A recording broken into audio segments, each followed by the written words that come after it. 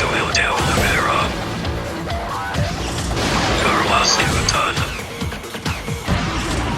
Rico Rodriguez, Akira Shoji, Ricardo Almeida, Enson Inoue, Ian Wanderlei Silva, Henderson, Fujita,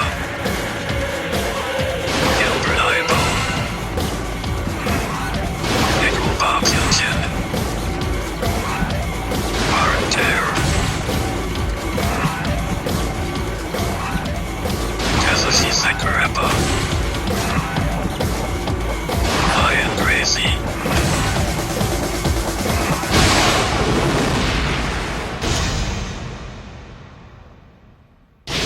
We're coming to you live from the Saitama Super Arena just outside Tokyo, Japan. This place is an architectural masterpiece and regularly hosts soccer and basketball. But tonight, it will feature the premier mixed martial arts show on earth, the Pride Fighting Championships. Hi, my name is Steven Quadros, and welcome to the Pride Fighting Championships Cold Fury. Kazushi Sakuraba has defeated 3 Gracie family members. Gracie is up next. Will he be able to break the stranglehold that Sakuraba has over Gracie Jiu-Jitsu? We shall see. Working with me at ringside is a man who needs no introduction in the world of mixed martial arts. He is a former 3-time King of Pancrase. He is a former UFC heavyweight champion. Please welcome Boss Rutan. What's up, Boss? Hey, Stephen, how you doing, man? Good to see you. Good to see you, too. Also working with us backstage doing our roving reporting is Eddie the Twister Bravo. Eddie? Hello, everybody. I'm here backstage, and the intensity level is shot through the roof. I'm gonna be coming to you throughout the night, giving you interviews, and folks, you're gonna find out things you've never known. We have the best fighters, the biggest fights. Pride has done it again. Thank you, Eddie. Boss, you've been in that ring, you fought in Japan. What is it like? Steve, if you're looking for a rush, well, my friend, this is the ultimate rush. Imagine yourself walking through that ring, going in the ring, everybody around you. You got your friends, you got your family. TV is pointed on you. All the people around the world are watching you. And let's not forget, this place, 25,000 people, all eyes on you. That, my friend, is a big rush. You know, Kazushi Sakuraba, he's faced 3 Gracies and beat them convincingly. What can he do to beat Gracie? What can Ryan do to beat Sakuraba? We really don't know anything about Gracie. We saw him in one fight. He had a lot of street fights. That's the thing that we know, but it doesn't really mean anything. I don't know, you know. His last fight was against Ishizawa, like you said, and he wanted to strike him, by the way. So, being a Gracie, so having a good ground technique, because let's face it, all the Gracies are phenomenal on the ground, and striking, this is going to be a really interesting match. Yeah, you know, Igor Vovchanchyn versus Kerr. They fought last year kind of to end the debate of who was the top heavyweight. They fight again tonight. This is going to be a powerful match, Boss. Talking about power. 2 big forces right there coming for it. They want to prove who is the best. Last time was controversial decision. Mark's stamina failed a little bit, so we worked hard on that. We got Igor Vovchanchyn on the other side. Ukrainian machine, brutal power. This is it, man. Brutal power. The outcome, it's going to be a hell of a fight. And Kazuyuki Fujita, one of the best wrestlers in Japan, faces a man from your own home country, Gilbert Ivel. 2 trains on the same track, ding, ding, ding, ding, boom! Now, this is the hurricane we're talking about. Now, I've seen Fujita, and he's known to have the hardest half in the NHB history. This guy can take a shot. It's unbelievable. You see him eat a few knees from Kerr. Listen, I saw Kerr's knees after the match. They were blue and purple. Fujita didn't even flinch. Then he got hit by Shamrock hard. He didn't even flinch again. And he won both of those fights. But now he's going to face the hurricane. This is a guy who's very explosive with his knees and kicks. Can he take that knee or that kick? That's what we're going to see tonight. The rest of our card is like a fight fan's dream come true.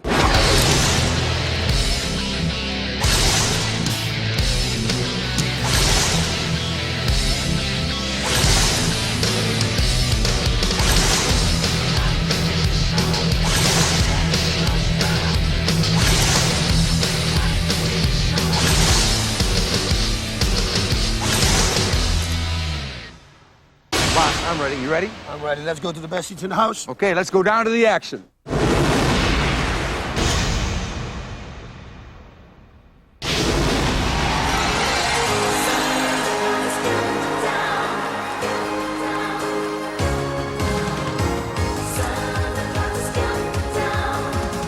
And now, ladies and gentlemen, a special gift from Santa to you, the Bride Girls!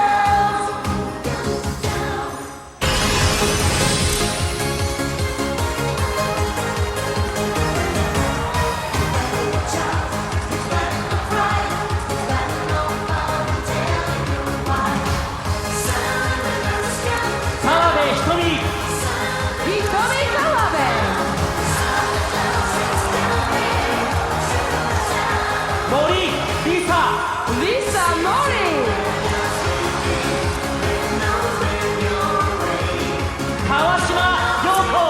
Yoko Kawashima!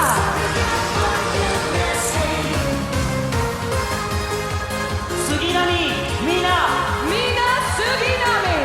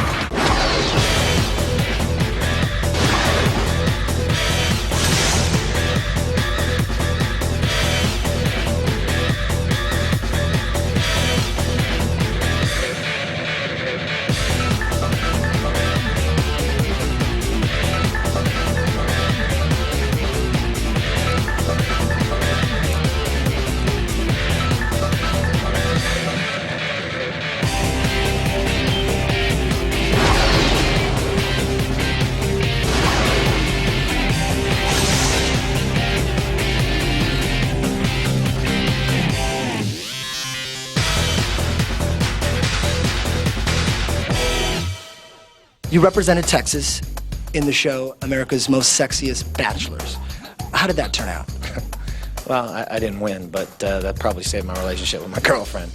But it was a lot of fun, you know. I mean, it was nice to get, exposure outside of the norm. You know, I mean, we get our sport is still somewhat of a, underground sport, and it was a lot of fun to go out and show them that we're something other than a bunch of barbarians, you know, like the common perception is.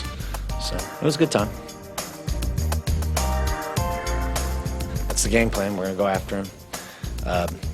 He leaves little choice in the way he fights. You have to go after him if you're gonna make an exciting fight, because he doesn't care if you make an exciting fight or not. So he'll probably try to take me down. Once he realizes he can't do that, he's gonna have to stand up and fight a little bit. So hopefully we'll get the knockout.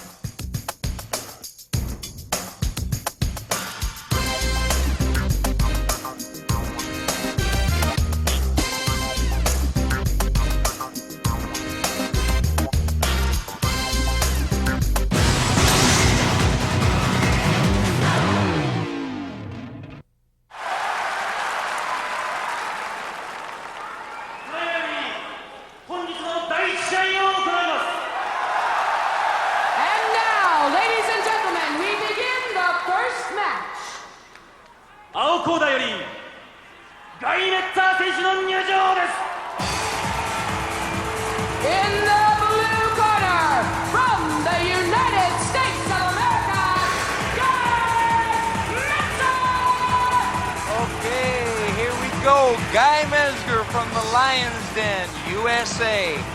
Boss, you know this man. Oh, I know him very well. I even used to fight him in Pancras. You know, he's got good stand-up. He's good on the ground. He's good with leg locks, too. Oh, yes, and as we saw in his last fight against Sakuraba, his takedown defense was real good. You know, he had an unfortunate loss to Wanderlei Silva in his last fight, which was at Sabo Dome, Pride 10, Return of the Warriors, but he gave as good as he got in that fight. He had that fight under control at the very beginning. Yep, I saw the fight. It was an amazing fight, and then he got that shot. You know, one shot, that will do the trick. Only one little mistake in your defense or whatever, and it can be over. Means nothing because it makes you better for the next time, and this is how you grow as a fighter, of course. This is Guy Mezger's 4th time in the Pride Fighting Championships, and he is 32 years old. He'll probably be right around the weight of about 215 in this fight. He's had a lot of fights. His combined kickboxing, pancrase, and mixed martial art record is 137 total fights. Oh my God, looks like a Thai in Thailand. Normally they fight fights like that many. Oh yeah, you know, he says his condition is good like it always is. On his opponent, Alexander Otsuka, he feels that Otsuka is strong, has a good heart, and won't quit. But then Mezger assured us that he, Guy Mezger, won't quit either. Very good, and that's what I want to see. I want to see a nice and good fight. He looks real good. I saw him today, and I see him now. He looks strong. It's a very strong impression he makes. He looks to be in tremendous shape here.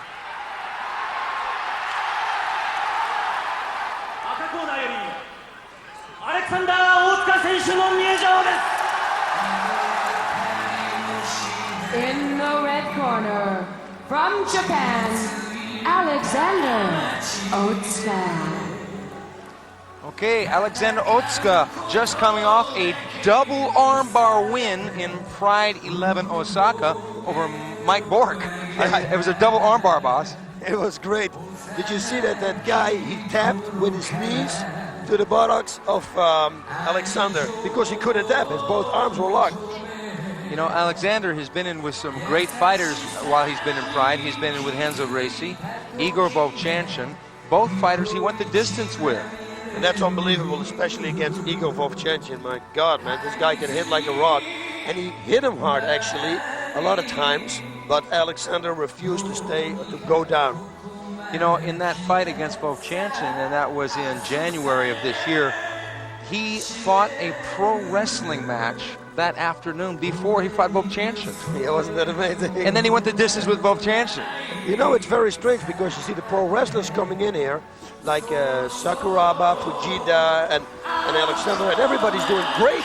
They're all great fighters. They were announced as pro wrestlers, but they're great fighters. They really are.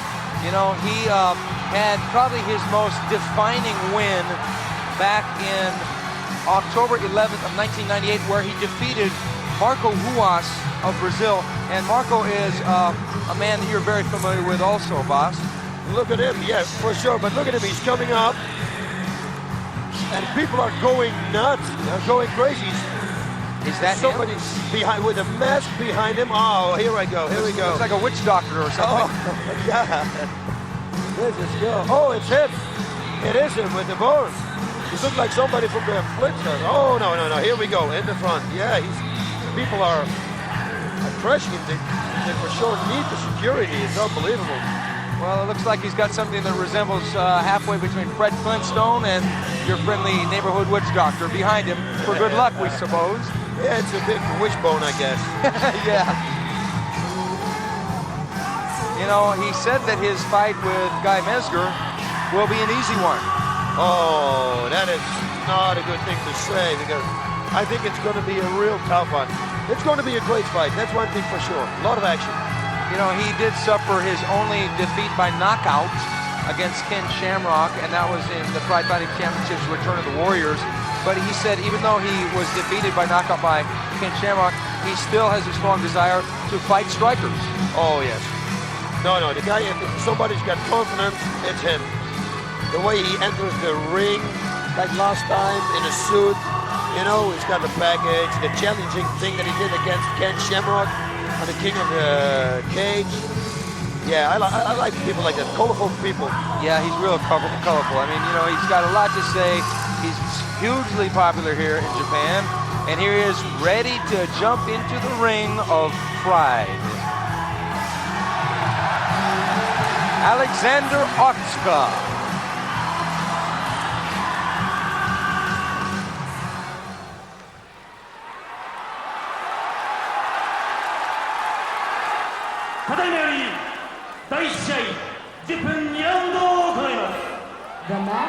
consists of 2 10-minute rounds. 青コーナー183センチ 95.9 キロ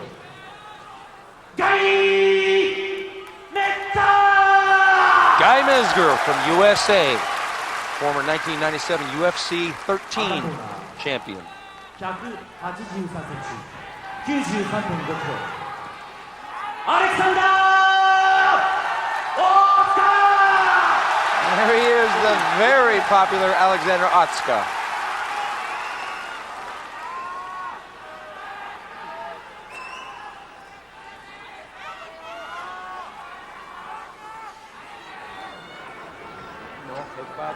And the referee is giving them the last-minute instructions: no headbutts, no elbows. The other instructions are, with pride, if the opponent is face down on all fours, you cannot kick or knee them in the head.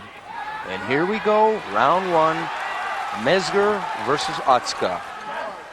Japanese pro wrestling versus American shoot wrestling.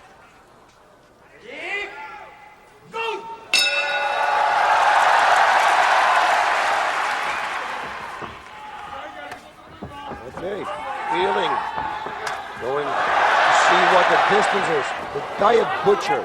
The Diet Butcher coming out with a low kick against Mezger. Mezger jabbing with that left hand. Another low kick there by Otsuka.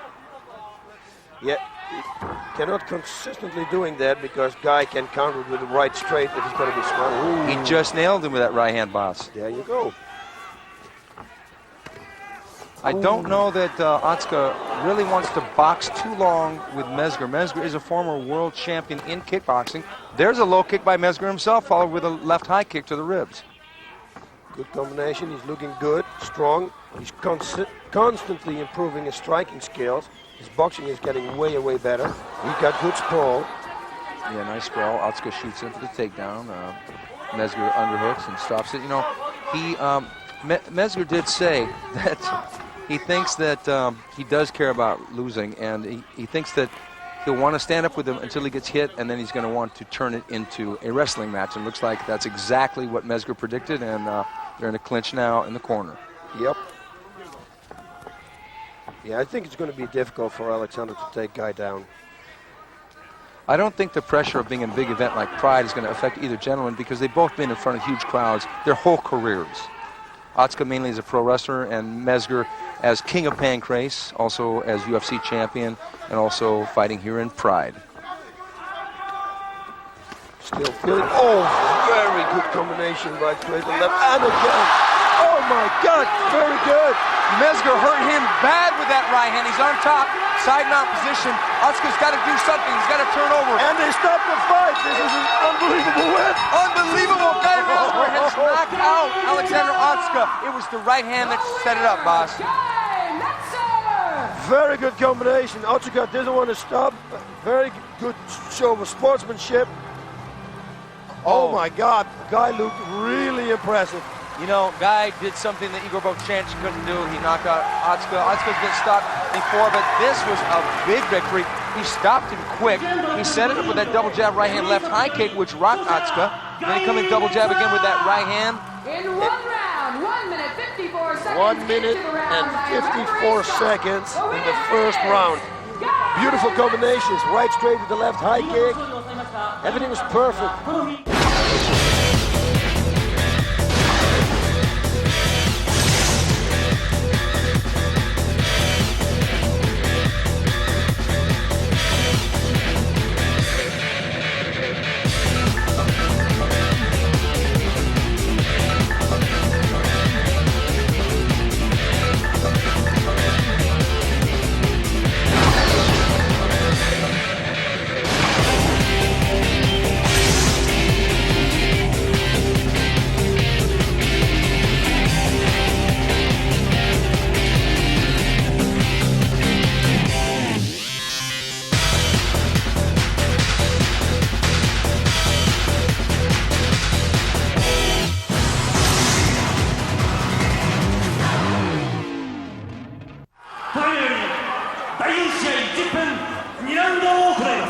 The match consists of 2 10-minute rounds.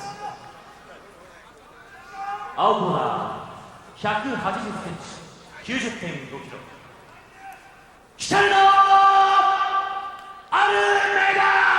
Ricardo, Big Dog Almeida. He got that nickname while surfing in Brazil when he was a teenager. The lifeguards were always complaining to him because he kept kicking away the non-locals. Shoji Akira Shoji. You know, boss, one of the things I like about Shoji, and it really goes over well here in Japan, after his matches, when he grabs the microphone. Oh, yeah. Fire, fire. Screaming. I mean, he's about 1,000 steps above Tony Robbins when it comes to the positive wind-up of the crowd. And here they go to the center of the ring.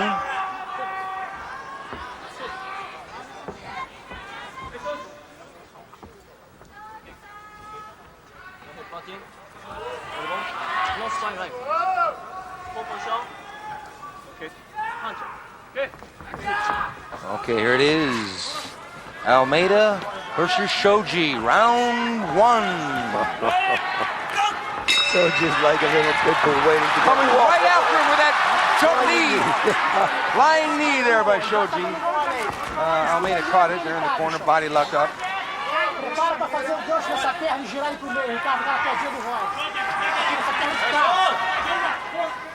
And a close quarters match so far.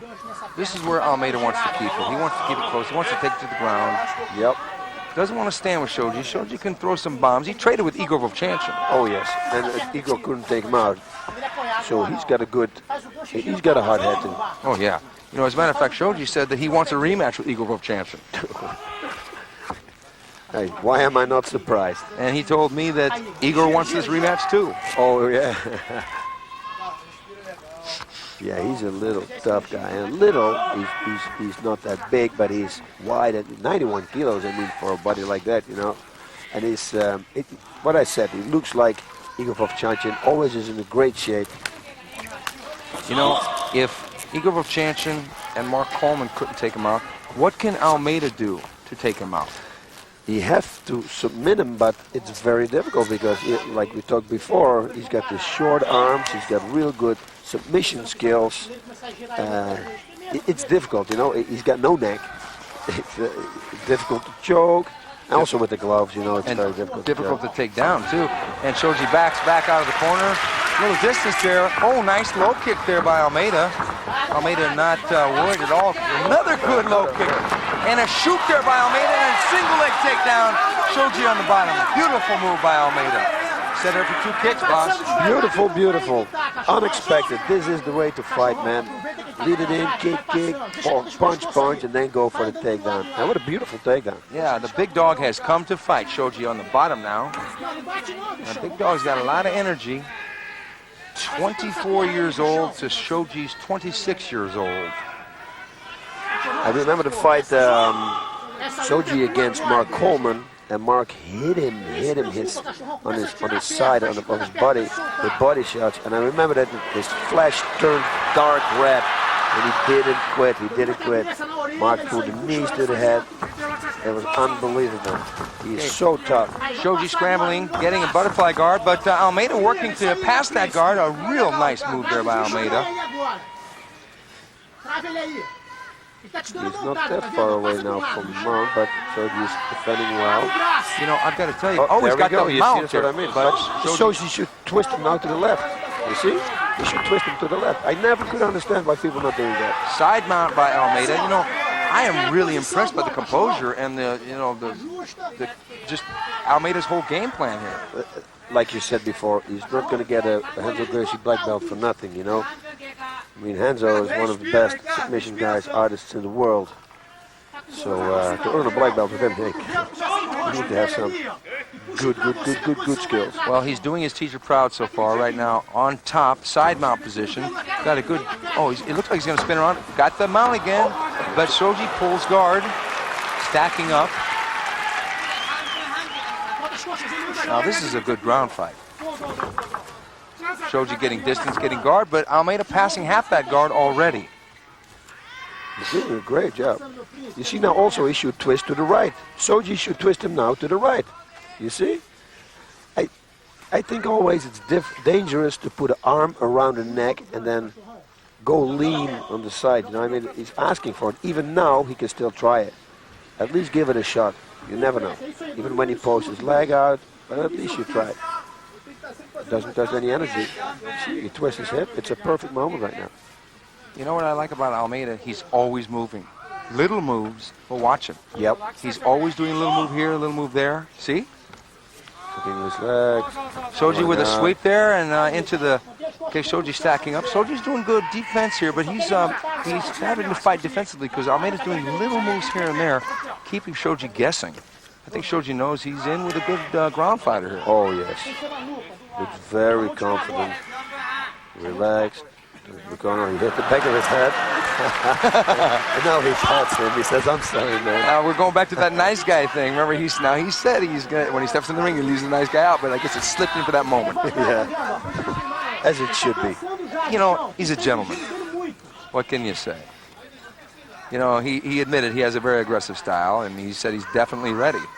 He thinks that martial artists should respect the Japan, Japanese culture, and he's glad to fight here. Listen, it's a dream for every fighter in the world to come to an event like this and fight in Japan for Japanese people, best crowd in the world, respecting everybody, winning or losing. That's something special. You know, you feel no hate in this room. And sometimes when you go like to a country. Almeida's good. Shoji pops out. Shoji popped out and threw the kick, and Almeida got in close and neutralized the distance. What a fight. Shoji. Almeida chopping with those low kicks. Shoji coming with punches and sprawling back. My God, this is a good fight. This is interesting. It just got interesting. Shoji got out from the bottom. A great move by Shoji. Shoji can knee him to the head now. Oh, no, he cannot, huh? Yes, he can, because Almeida's hands... I know, but he sits on his knees, and I think the knees and feet also count as 2 points, no? Okay, that would be great. Upper body limbs and lower body limbs. Now he's on all fours. He cannot knee him on the head. But he's only on 3 limbs here. He can knee him, but now he's on 4. Elbows and knees. Once again, if an opponent is facing face down and has the legs and the arms, or the knees and the elbows, any combination of 4 limbs on the ground, you cannot kick or knee him in the head. But if he goes up with one hand, you can kick or knee him in the head. Okay. Yeah, because in some organizations, when you sit on your knees, your feet are also touching the ground, and they call that 4 points. I think it's strange because legs are legs. Come on. Yeah, I mean, it's your lower extremity. Those are 2 legs. I mean, you know. Yeah. But you got 5 toes on the ground, so you have like 1. You know, come on. I mean, you know, you gotta be real about it. Yeah, but Almeida's out of danger here. He knows it, but he's got 1 limb up. If Shoji wanted to chamber and throw a knee, he could have, but Shoji is avoiding throwing the weight. But maybe he knows that Almeida is going to grab the leg and try for a reversal. 3 minutes left, folks. Almeida on bottom now for a change. Been on top for most of the first half of the fight, boss. Yeah, I know, but Shoji needs to keep it compact because they're starting to sweat, as you can see. And I think every little room that he's going to give, he's going to escape. So he really has to be careful and keep it locked up tight. Yeah, still, I would lift and throw a knee, you know, or try to stand up and throw a knee. This is this. Nice move by Almeida. Nice reversal. Comes up with a kick. They're full of... Shoji throwing a couple kicks of his own. Wanting to trade punches here. They're really... Oh, nice right hand by Shoji. Almeida answering back with kicks. This is a war, folks. Almeida shoots. Shoji underhooks and sprawls. Oh, they're slugging it out now. Not connecting, but if they do, could be curtains. Low kick again by Almeida. He's really landing that right low kick there. This is a high energy fight. The level is high.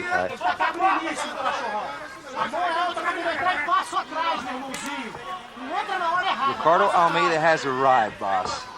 Oh, yeah. I mean, he's taking on a tough guy here. Shoji is no slouch. Oh, good right kick with block there by the arm, but still could do the damage on the arm.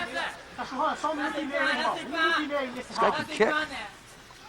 And you told me this is his first. Oh, no, he's 1-0 in NHB. So this is his second time.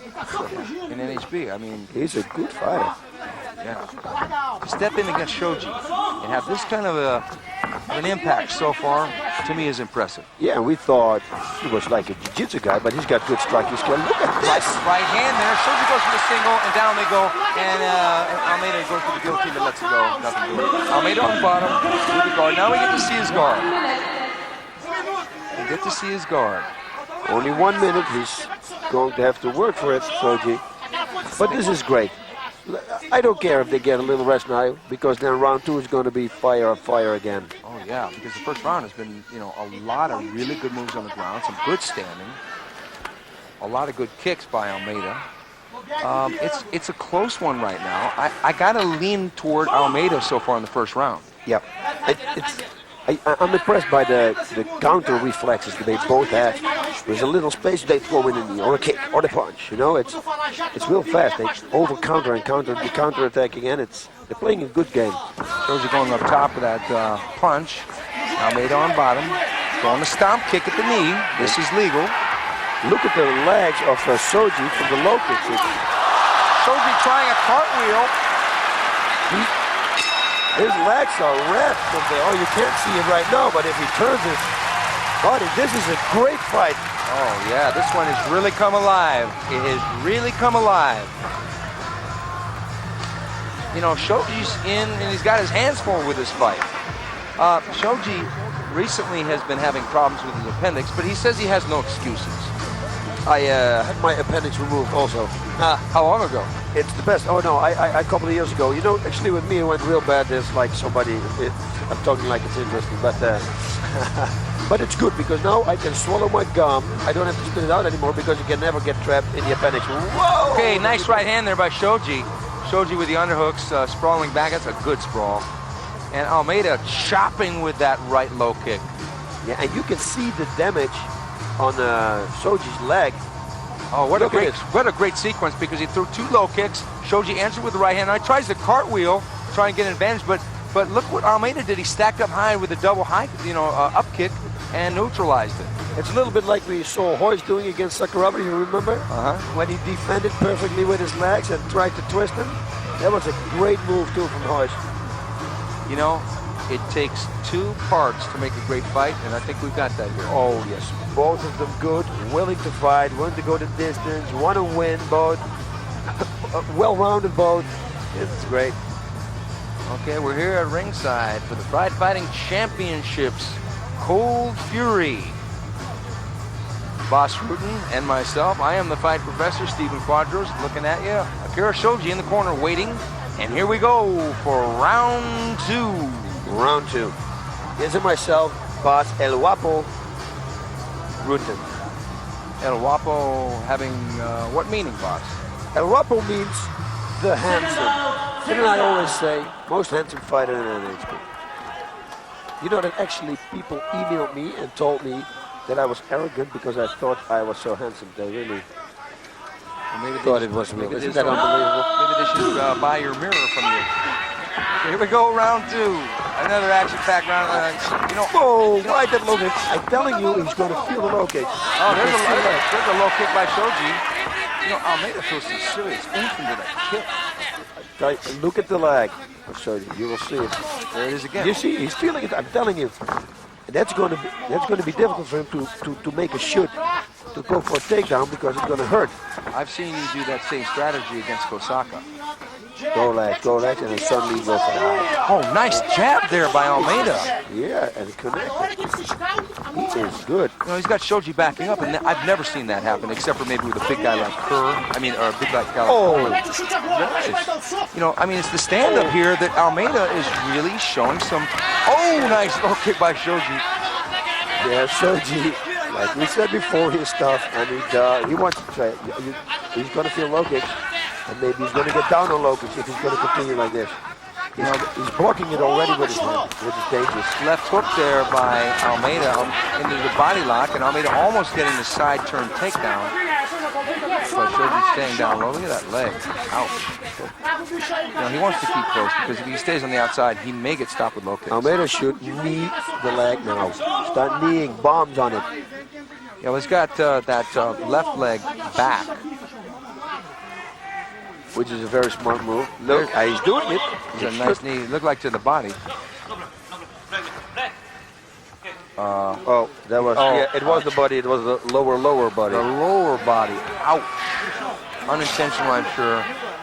I doubt the big dog would do something like that intentionally. No. This is a real. If they gave him a card for it, I wouldn't think. Oh no. Yeah, but that hurts. The knee is a big weapon. I know. It is. It's real hard. Yep. That's a tough one. And it takes a lot out of you. You know what worse is? To go back, and especially if it hurts, every move you do, you feel. Here it is right there. Oh, God. It was Right in there. Okay, he's going to take a yellow card, and here's the knee again. Almeida. Oh, yes, it was there. Oh, maybe we're going to see it from a different camera angle. No.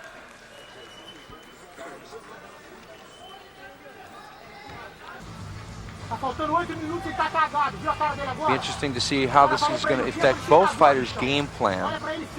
If Almeida comes back up, Almeida's got decent stand-up. I mean, I've seen some people come in from a grappling background, of which he primarily is, and learn some cosmetic stand-up, but he does damage with his stand-up. Real damage. Look at the low kicks, man. He didn't get that many low kicks. He had a good right hand, too. And the knees. There it is, yeah. That's the good respect. I mean, you know, he's not trying to hurt the guy. He's just trying to win the fight. He's very excited to be here in Pride. And, you know, Shoji's going to move around. And he's chambering that low kick. Oh, nice. A hard right hand. Yeah, very hard. He rocked him a little bit. Oh, good takedown. Unexpected. That was unexpected. Well, this is good for Shoji. He can buy a little bit of time here. He can get fully recuperated. We've got 8 minutes left. And Almeida, now somebody's bleeding here. Oh, Shoji's bleeding. That was his nose. That was the punch. It must have been. Oh, that was a good right hand. He's bleeding hard now. Oh boy, that right hand was right on the nose.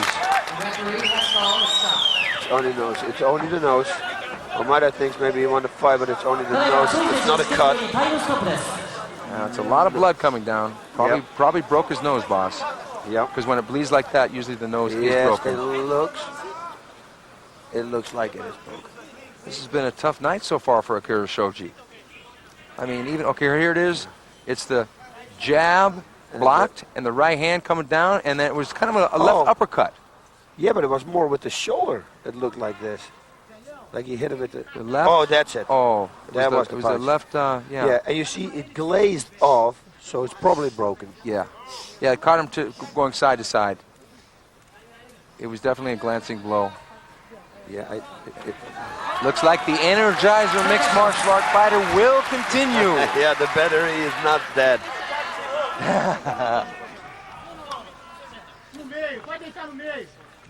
They're going to resume in the down position. Almeida on the bottom with a guard around Akira Shoji, and here we go. My God, I thought that he was going to hug him. So did I. I thought, okay. Right. I got to tell you, Renzo Gracie must be proud so far by now. My God, man, he's doing a real good job. Yeah, there's that nose bleeding right there. It will bleed, but eventually it will stop. You know, the worst thing is, when Shoji would be now on his back, he's swallowing the blood constantly. Like me with Red Balloon. That is the downside from it. It ain't that bad, but that blood, swallowing the blood. He's coming in again, and again that right low kick. Oh, nice left hook by Almeida. Shoji takes in, down. Almeida going for a Kimura, but letting it go. Almeida should watch out, because he's going real hard for striking, and then he slows his distance so Shoji can take him down. And he's doing a real good job, but you know. No, this kid's got some firepower on those punches. This is the world's gonna know from him, trust me. Yeah, you know, I mean, if this is a second no-holds-barred fight, if he can stay focused, imagine when he gets 10, 15 fights. This guy's gonna be a tough customer at, 90 kilos and below. He weighs 196 for this fight. What's his age? Oh, he's 24. 24 years old. Jesus. Shoji bleeding quite a bit. Oops.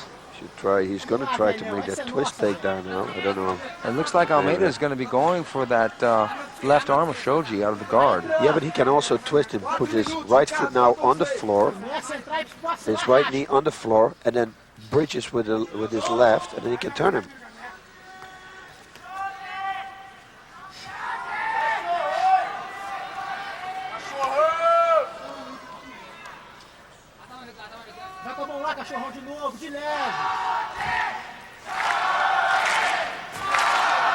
could go for the turn. He should turn. He should put the left foot on the floor. Shoji trying to stand up. Whoa, whoa. Punching Almeida. And a good low kick again. He hits it with the toes. But he's got some good striking ability, man. He's really putting on Shoji. This has been a that's low kick. hard low kick. He hurt himself. You see? Almeida hurt himself with a kick. Because Shoji lifted up the leg and partly checked the kick finally. After eating so many kicks to the leg, he actually blocked one. There's that left uppercut again.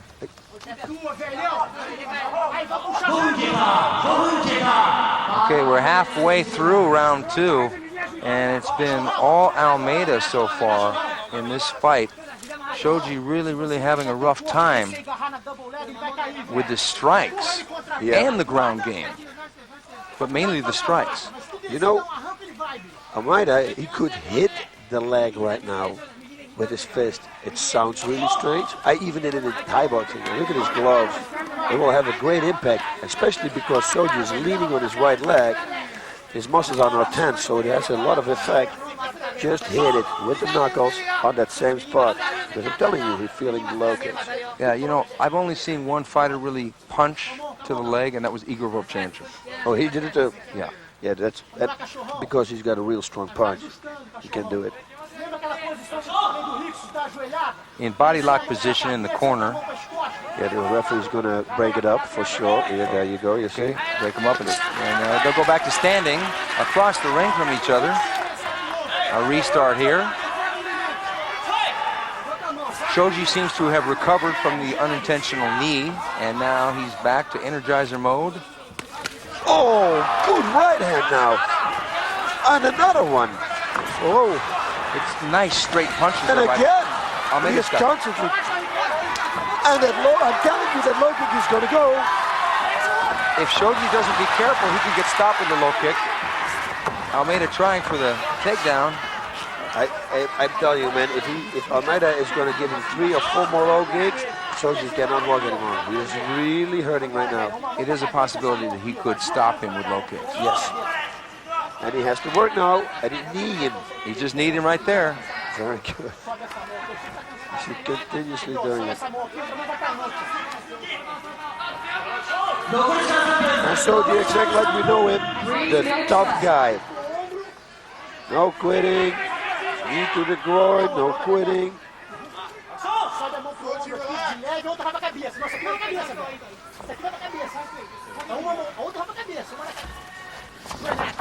Oh God! Now some distance. Oh, right on the right straight. Oh, no, stay up. You would stay up. Oh, I would have never done this. I would have never done this. Shoji on the bottom, half guard. He was doing so good for me.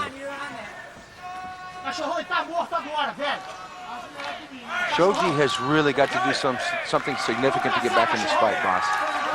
He's losing the fight. He's going to lose the fight. Yep. Look at his head. It's swollen up from the punches. You know, he's been out-punched. He's been out-grappled. Almeida hasn't been close to a submission yet, but he hasn't even tried for one, really, because he's been out-punching and kicking him. And doing a real good job. Yeah, we're definitely going to hear a lot from Almeida.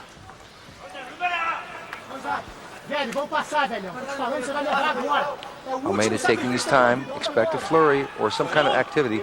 I would expect he would probably go into grappling mode here and go for a position and try and maneuver Shoji maybe into a side mount or a full mount. I would, if I was him, stand up. He's doing great standing up. He needs a few more low kicks. Work, work, work. He's got the stamina for it because he looks looks like he's going for side mount here. And he's pounding away at Shoji. Now he's almost got Shoji's back. And they're back up. Throws a knee. He's on Shoji. Shoji backing up. Almeida's really pushing the action here. A knee to the head. Almeida going for the kill. He's going trading punch for punch here. Almeida with, my God, Shoji standing right in with Almeida. Not backing away, trying a jump knee, not giving an inch. A tremendous battle here. Oh, nice, beautiful single leg there. Shoji on his back. Shoji not giving in, though. This is an incredible fight. Can you believe this is the end of the second round? And the way they're fighting, it's fire. They're fighting like it's the beginning of the first round. This is great. 30 seconds left, a tremendous fight. Almeida has arrived. Enzo is screaming, I think, make another last offense. Go full power, but he knows he won the fight. Yeah, he has dominated the fight. He has dominated. Yep. He's dominated every aspect of the action. There have been a few reversals, but he's really got Shoji's number. I know he's got almost full mount, boss. Okay, there it is. There it is. Great. What an impressive Pride debut for Ricardo Big Dog Almeida. Virtually winning almost every minute of the first 2 rounds against Akira Shoji. Seconds, please remain out of the ring. Please remain out of the ring. Seconds out of the ring. Well, I really can't picture any other scenario than a unanimous decision for the big dog. A killer within Akira. Okay, here it is. Nice left hook there by Shoji, but the knee pops him. Good thing he pulled up out of that. He would have been in trouble. Shoji trying to go toe-to-toe. Almeida shooting for the takedown. Knee again to the body. Shoji with the uppercut. But you see what Almeida is doing? He is mixing everything up. Punching, takedown, you know, going for... It's unbelievable that Shoji actually sprawled that takedown. You see, he hurt him a lot with those low kicks. Yeah, you know, and Shoji, look at the balance. He grabbed the single, and Shoji got the balance. But it was, and he still got the takedown. May have been a little bit too late.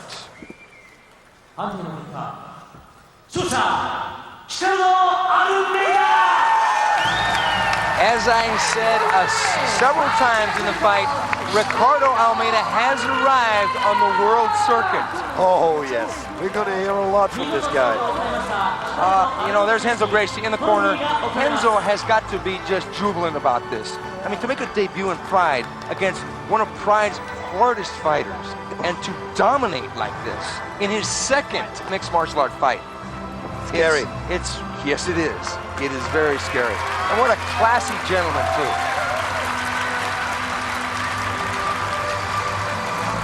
You know, this really puts the Henzo Gracie team back on the map big time.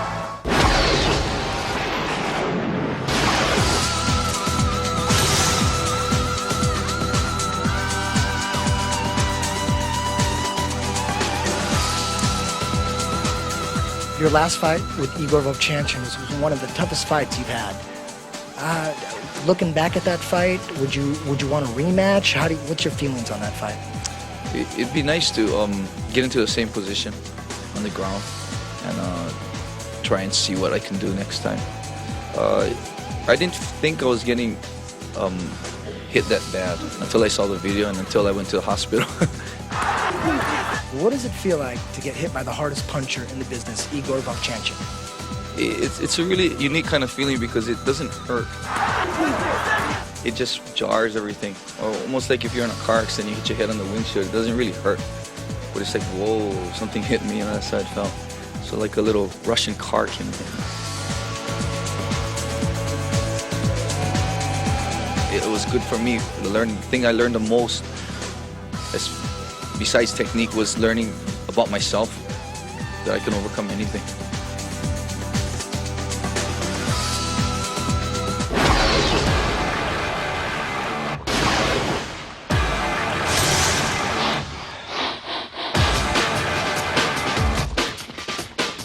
Why'd you become a fighter? Because I get to travel around the world, come to beautiful Japan. I don't have to wake up every morning at 7 o'clock and go to a job and sit behind a computer like I used to do. I'm most comfortable with, of course, the key lock and upper body submissions because of my strength advantage that I'll have in range.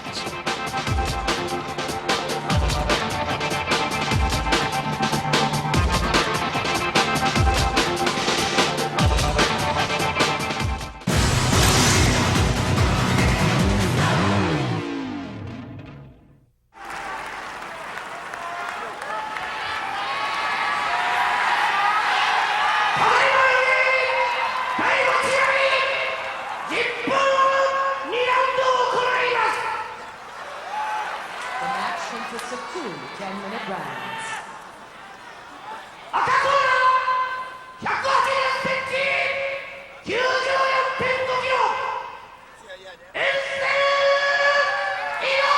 Okay, here we go. Enson Inoue. Very popular here in Japan. Oh, as you can hear.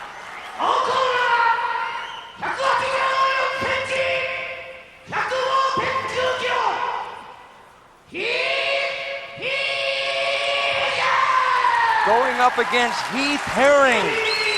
Herring coming up a tremendous win by chokeout over Tom Erickson, a man that most people in the sport thought could not be beaten. Yep. But as you can see, everybody is beatable. Yeah, Heath Herring coming in somewhere around the 250-pound range, and Enson right around 210, 209, touching gloves. How is Enson going to get Heath Herring down, boss? I don't know. I don't know what his game plan is. We heard he went to Thailand for Thai boxing. He was looking sharp. Hard Good counter. He should strike first. You know, Enson's coming out throwing some bombs here. A lot of pressure here by Enson Inoue. Oh, nice punch! Takedown there by Heath Herring. You know, Enson came out with a warrior spirit. Oh yeah, but I think Heath slipped there. I don't know if it was a real hit. I couldn't see. And there he goes, Kimura. Got it. Got the key lock there. The Americana out of the side mount. That is the position you want to be in. He's got to flatten his body. Lay down. He has to go flat on him. He has to push his hand towards the legs, push it down. I hope he doesn't wear himself out trying for this, but he's also going to wear Enson out a little bit, trying to defend the move. Okay, step your right foot over Enson's face. He has to step over his head now and then totally try twist. He should slide that hand from the right to the left over the ground. No, he's pulling it up. He should go lower. Yeah, he should keep his left elbow down on the mat.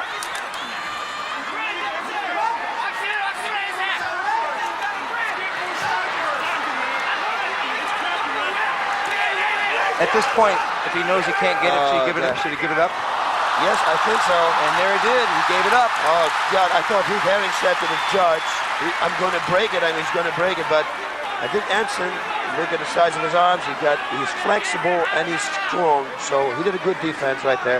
He should have, he should have slided over the ground towards the legs of Enson. That would have been now it. Heath is going to stand back up, and he's going to say, let's get back up, let's trade. Enson kind of dropping that right arm. That right arm might be a little tired now, boss. Good kick. Push kick there by Enson.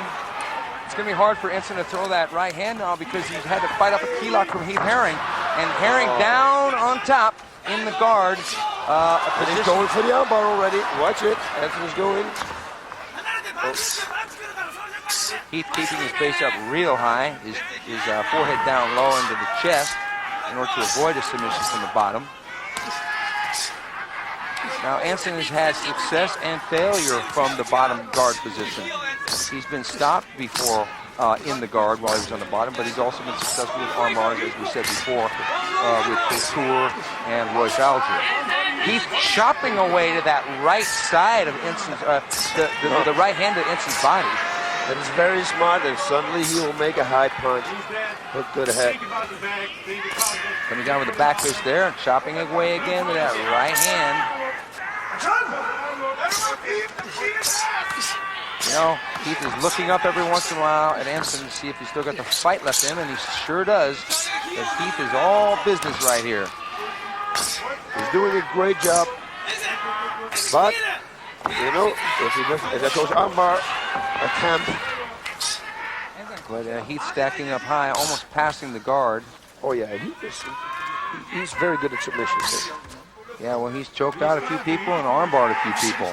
He's choked out Evan Tanner with a rear naked choke, same move he used against Tom Erickson. And he's hammerlocked Sean McCulley. He's key locked some people. Yeah, Gape. He was in Colorado in the Boston Invitational. I met him there. He won that tournament. You know, I think Heath is a really good student of the game. Came in primarily from a wrestling background. Went to Holland, learned some Muay Thai, got some submissions, pretty much turning into a complete fighter. Now look, he's getting side control again. Could want to stand back up here. Knee to the head. Yeah, now he's gonna go. He is strong. He's got a very good base. Knee to the head again. The knee. Those are hard knees, boss. Yes. Hard knees. He's not going to want to take a lot of those. Knee to the body. He's just introducing himself. The fight is over. Looks like the referee has stopped the fight from repeated punishment. Wow. Keith Haring in control from the top. Side mount position, dropping knee after knee onto the head of Enson Inoue. Enson's not real happy with the decision. But I think it was he was not defending. All the knees were a hit. And the referee said, you know, this is a sport. Let's not take it to the extreme. Go home and remember your name. Exactly. I think it was a good job of the referee. 4 minutes and 31 seconds in the first round. Beautiful. Unbelievable. What a win. 2 in a row. There we see the replay. The head, look, the knees. Those are hard knees. And they're hard knees. I mean, you know, if you can't defend and he doesn't have his hand anywhere near defending, and Enson says no, but the referee's got to, you know, that is a crack. That's a hard shot. Oh, yes. You got a big guy, over 250 pounds. You know, as I said before, this guy studies the game. This guy is working on his side control, his guard. Good respect there, Keith Haring, giving all this respect to Enson Inoue. He comes in, fights 2 world-class fighters, and he beats them. Isn't that amazing? And before, nobody heard of him.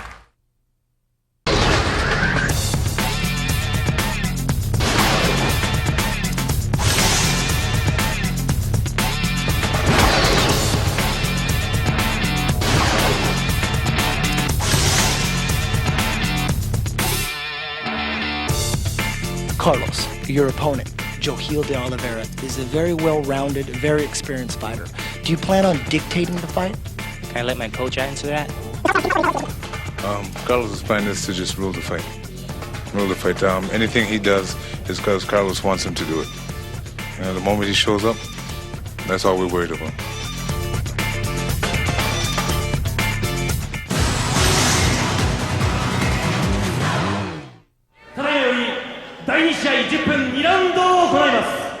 The second match consists of 2 10-minute rounds. 青コーナー177センチ 79.1 キロ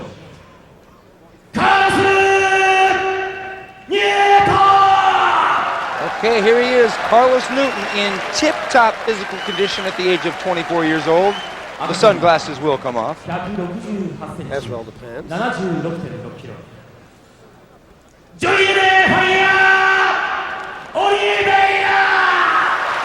Johil de Oliveira. You know, he had a classic 2 matches with Jose Pele Landi in Brazil.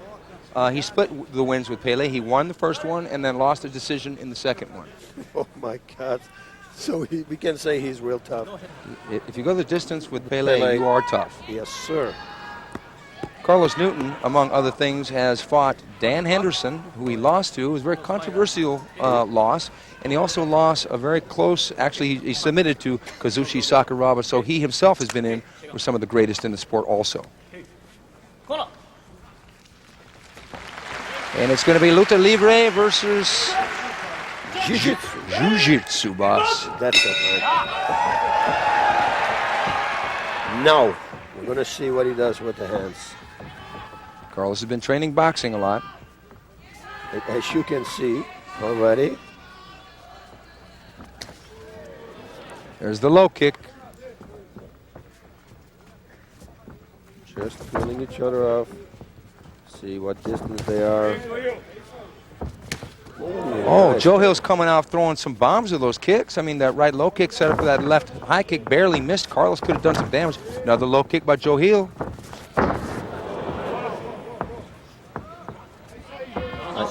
absolutely didn't know that Joe could kick like that. It's going to be good. I think he might be in one of the best conditions of his life. There's a low kick by Joe Hill. Carlos takes him down into the guard. Joe Hill on the bottom, Carlos on top.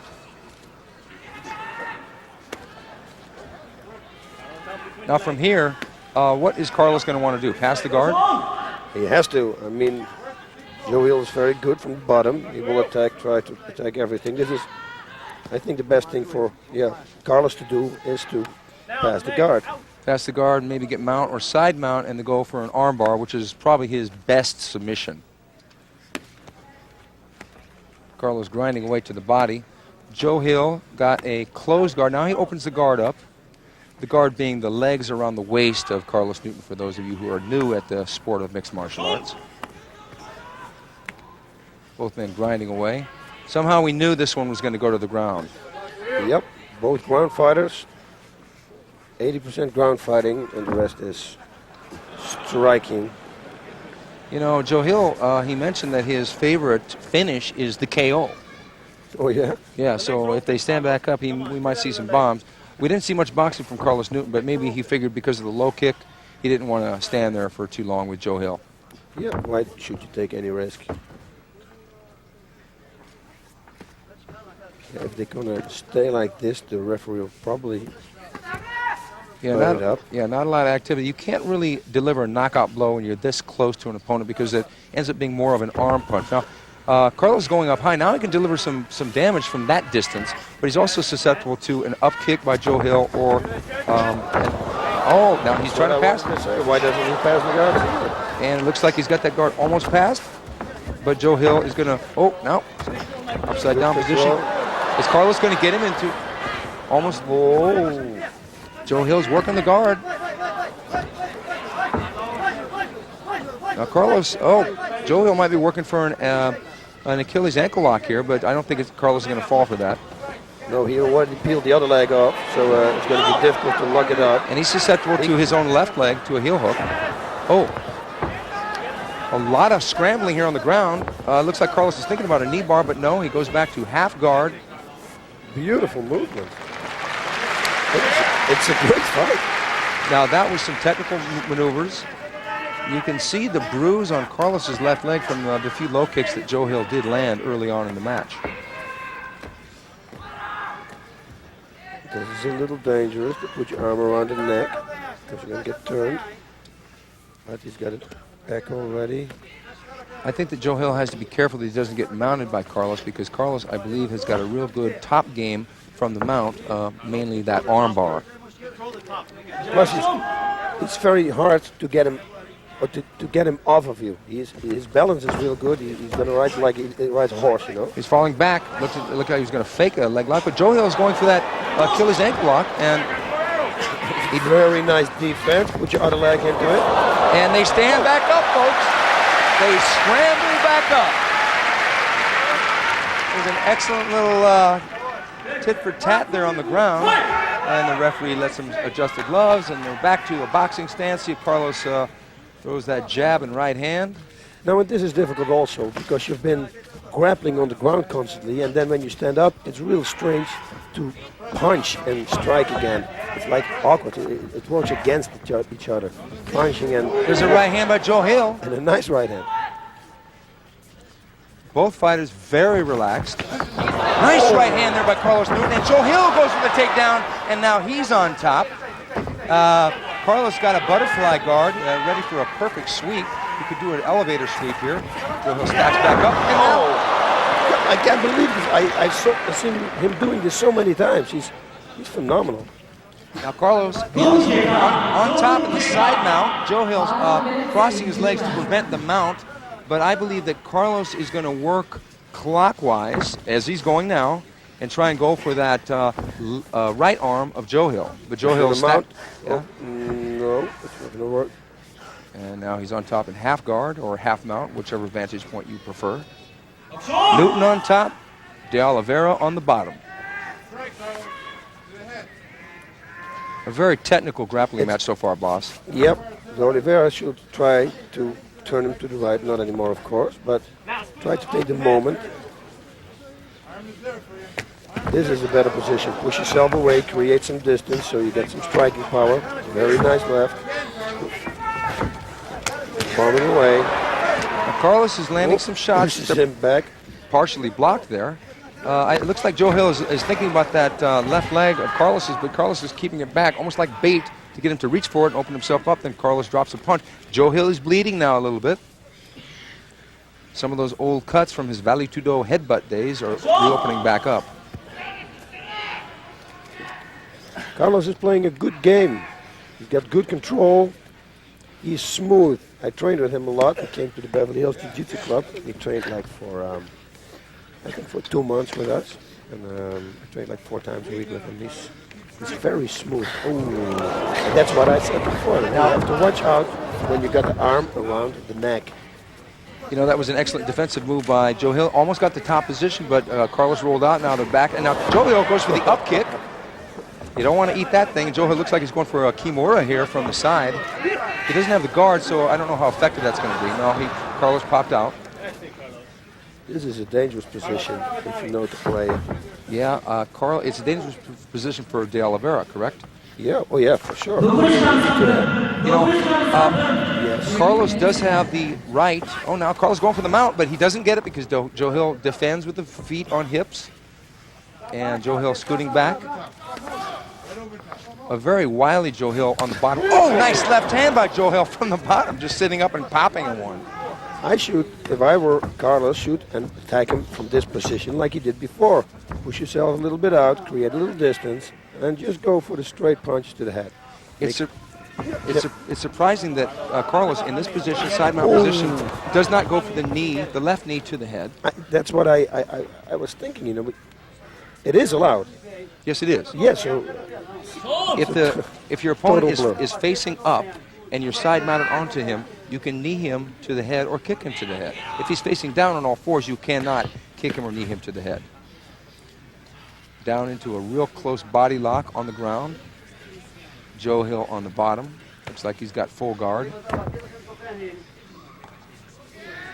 Actually, it's half guard. Half guard, yeah. Yeah, Carlos has to watch out that he doesn't put the arm around the neck. Now he's very susceptible for a turn to the right. Now he's got full guard. No, he doesn't. You know, it's very interesting that it looks like De Oliveira is fighting a defensive fight right now, and Carlos is being a little more aggressive, so maybe the judges feel that Carlos is winning the round. What do you think, Box? Oh, for sure, because he's constantly on top. He reversed, he did the takedown, and he's working, you know, he's constantly working. Joe Hill is also working, but Carlos is the one who's connecting. He should keep doing this, what he's doing right now, you see? Yeah, Carlos is grinding with that right hand. There's the left hand. Joe Hill does block it. Go to the body. He has to work the body too. Yeah, you should go body, body, head sometimes. Yep. That way. Head, buddy. Last 1 minute. 1 minute left, folks. A real technical ground match here. Like we thought, it was going to be a clash of styles, and one man trying to set up a submission, the other man trying to possibly set it back up so we can get back on his feet. You see Carlos constantly controlling with his hand on the jaw of Joe Hill. He's turning his head constantly. He's pushing him back now with the forearm, constantly cross-facing him. And he's also setting up a punch because he gets the distance with the other hand. And sometimes he can drop that punch right where the other hand was. Joe Hill pushing back. He was going to elbow him there, but that is not allowed in the rules of Pride. No elbows to the head. It's difficult. He's a Vale Tudo fighter from Brazil, and anything goes there. So sometimes fighting with restrictions for these kind of guys is a little difficult. He could go for a toe hold right now, Carlos Newton. Yeah. He could try, at least. Figure 4 on that left leg of Joe Hill. Yep. And that's the end of round 1, folks. Looked like Carlos had that round more in control than Joe Hill. Joe Hill was on the defensive primarily. Did land some low kicks early on.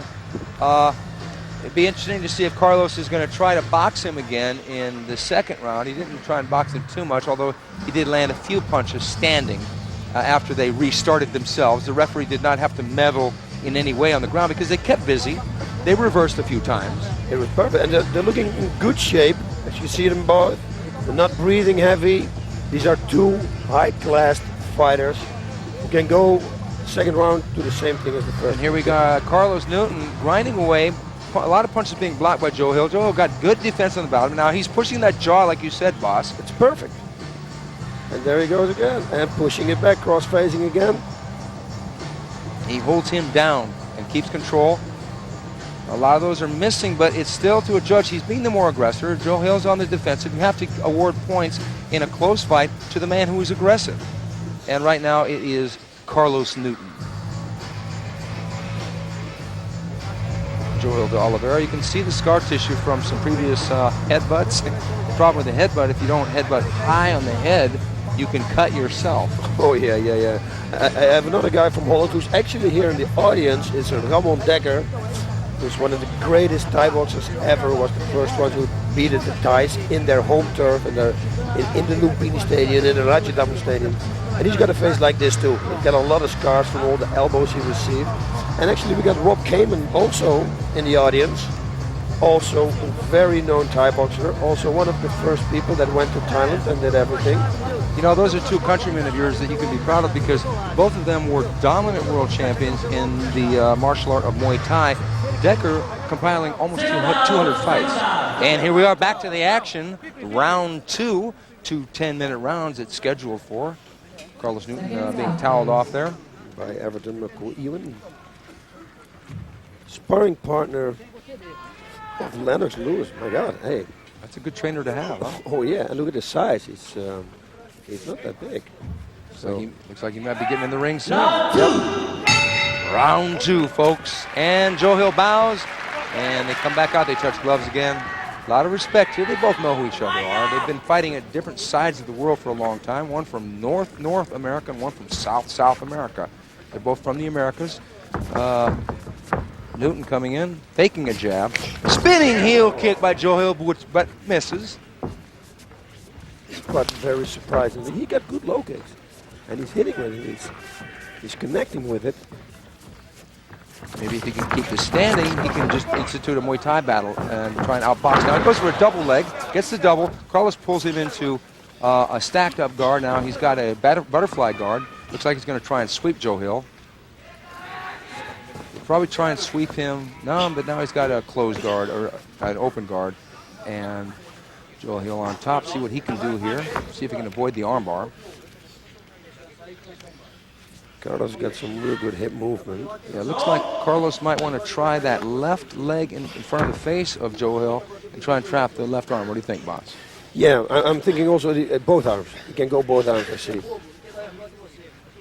Because Joe Hill is holding behind Carlos's neck with the left arm. Yeah. So if Carlos brings the right leg in front of Joe Hill and throws him over on his belly or on his back, he could have that left arm bar.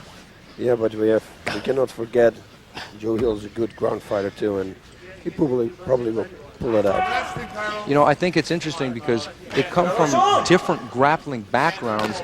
They both do something that the other one doesn't expect, because when you train in jiu-jitsu and your partner is a jiu-jitsu stylist, you know he's going to do jiu-jitsu counter move. But lucha libre, the moves are different. Oh yes. And it's a lot of difference also with the gi or without the gi. The game is completely different. It's a little faster. You see the guys who do jiu-jitsu. Yes, he's hooking his foot under. He's preparing for a sweep. Yeah, he is. He looks like he's going to sweep that left video. But Joe Hill defends the sweep. The sweep being the foot under the thigh of the person on top and work to flip them over so we can get a top position. And maybe in the process, he's going for the armbar, and Joe Hill just pops back up, stands back up, throws a kick. Carlos blocks it.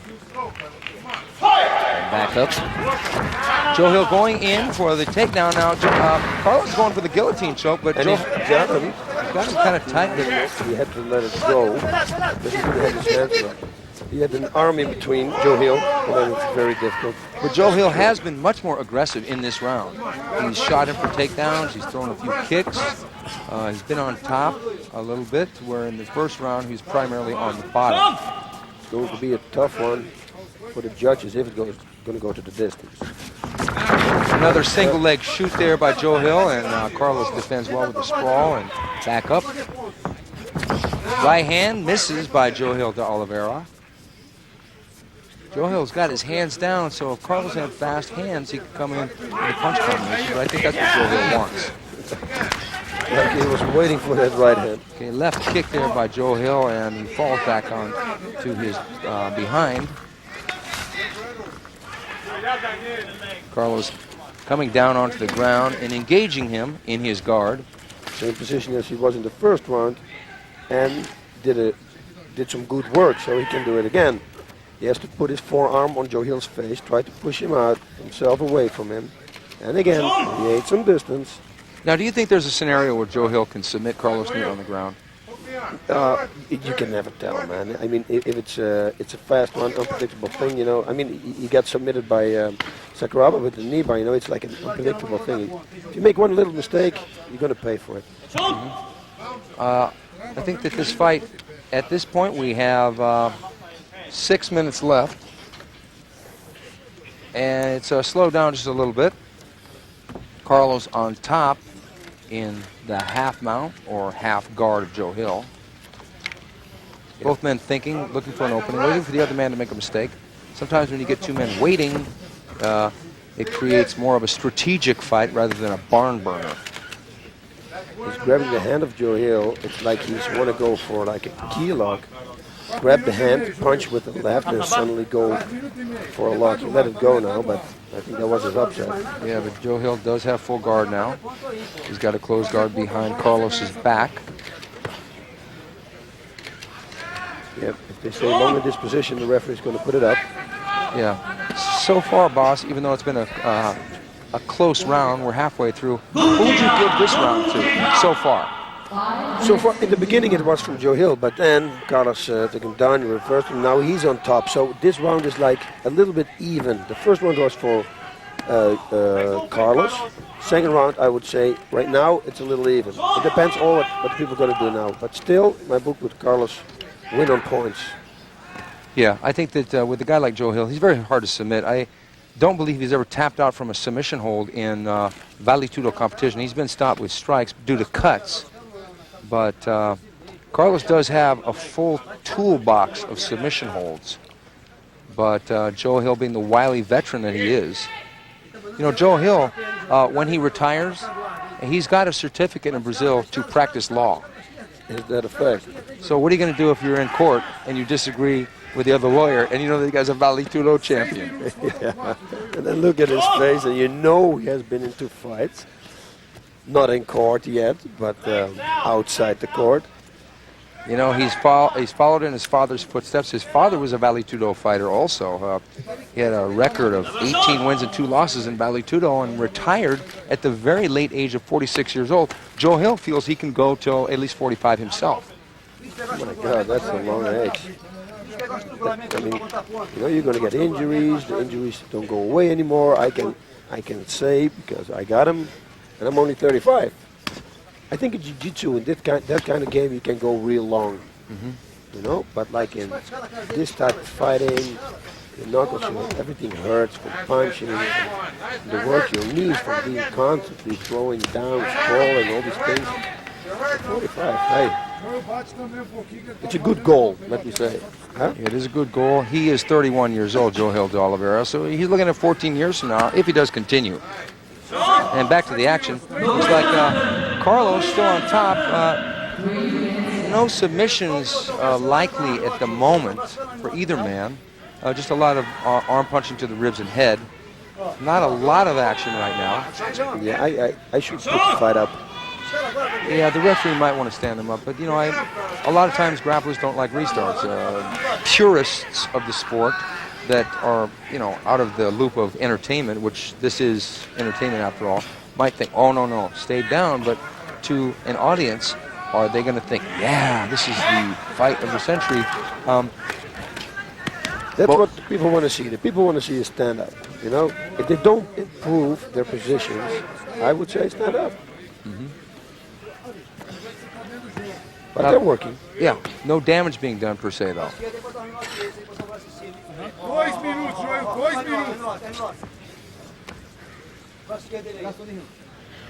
2 minutes left, boss. Yep. Let's see it. In a beautiful, clean ring until now.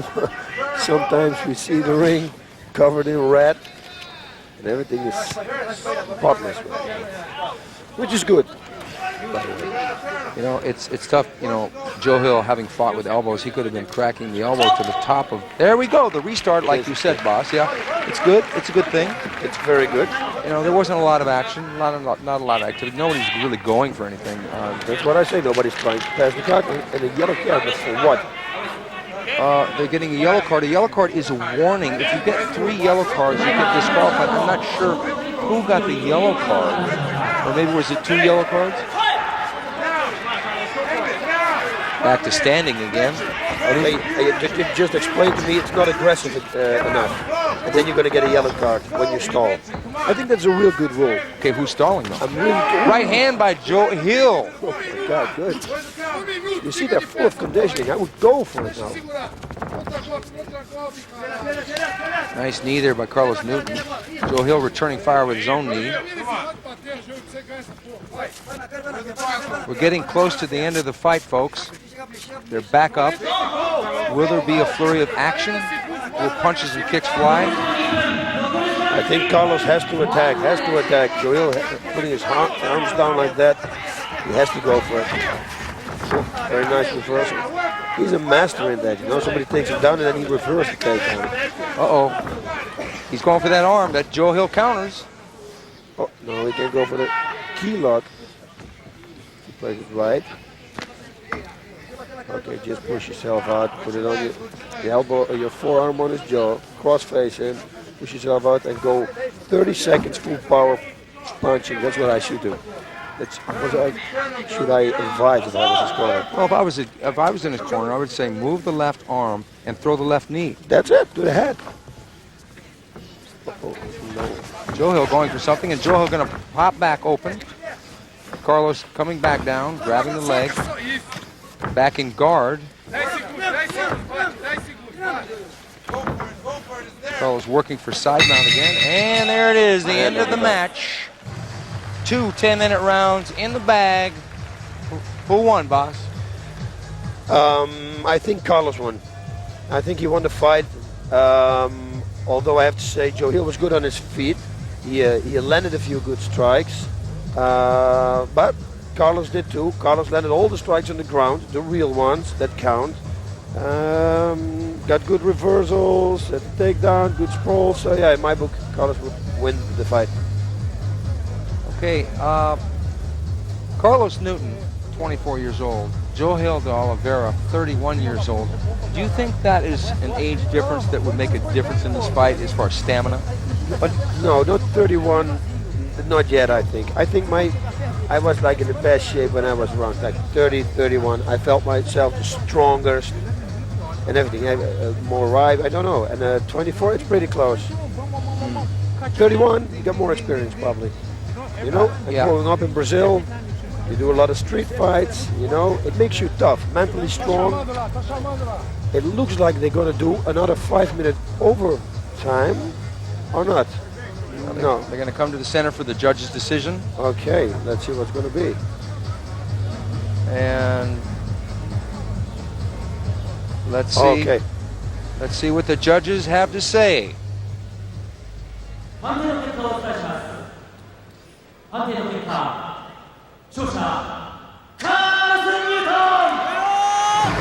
Yep. The judges have ruled the winner of this match from the UK, Carlos Newton!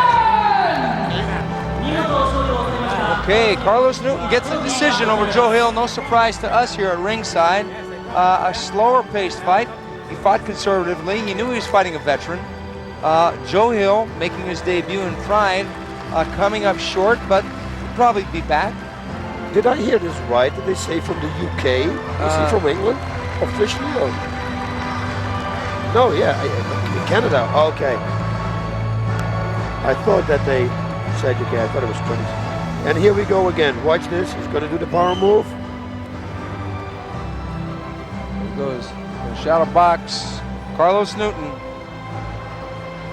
one of the most well-conditioned athletes in the sport. Love that hair, boss. You gotta love it. Like Seal.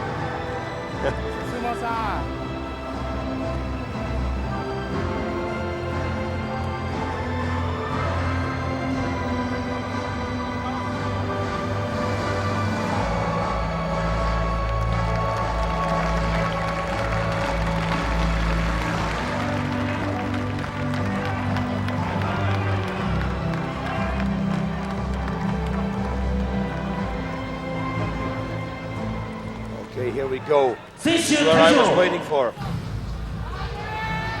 The fireball by Carlos Newton. That's a great move. And, that move was probably more exciting than the fight. Oh, no. I thought the fight was great, especially the beginning. I loved. Oh, went over, back and forth. Look at this. That's what he did going into the ring. This guy is an athlete. So it's Carlos Newton over Joe Hill to Oliveira.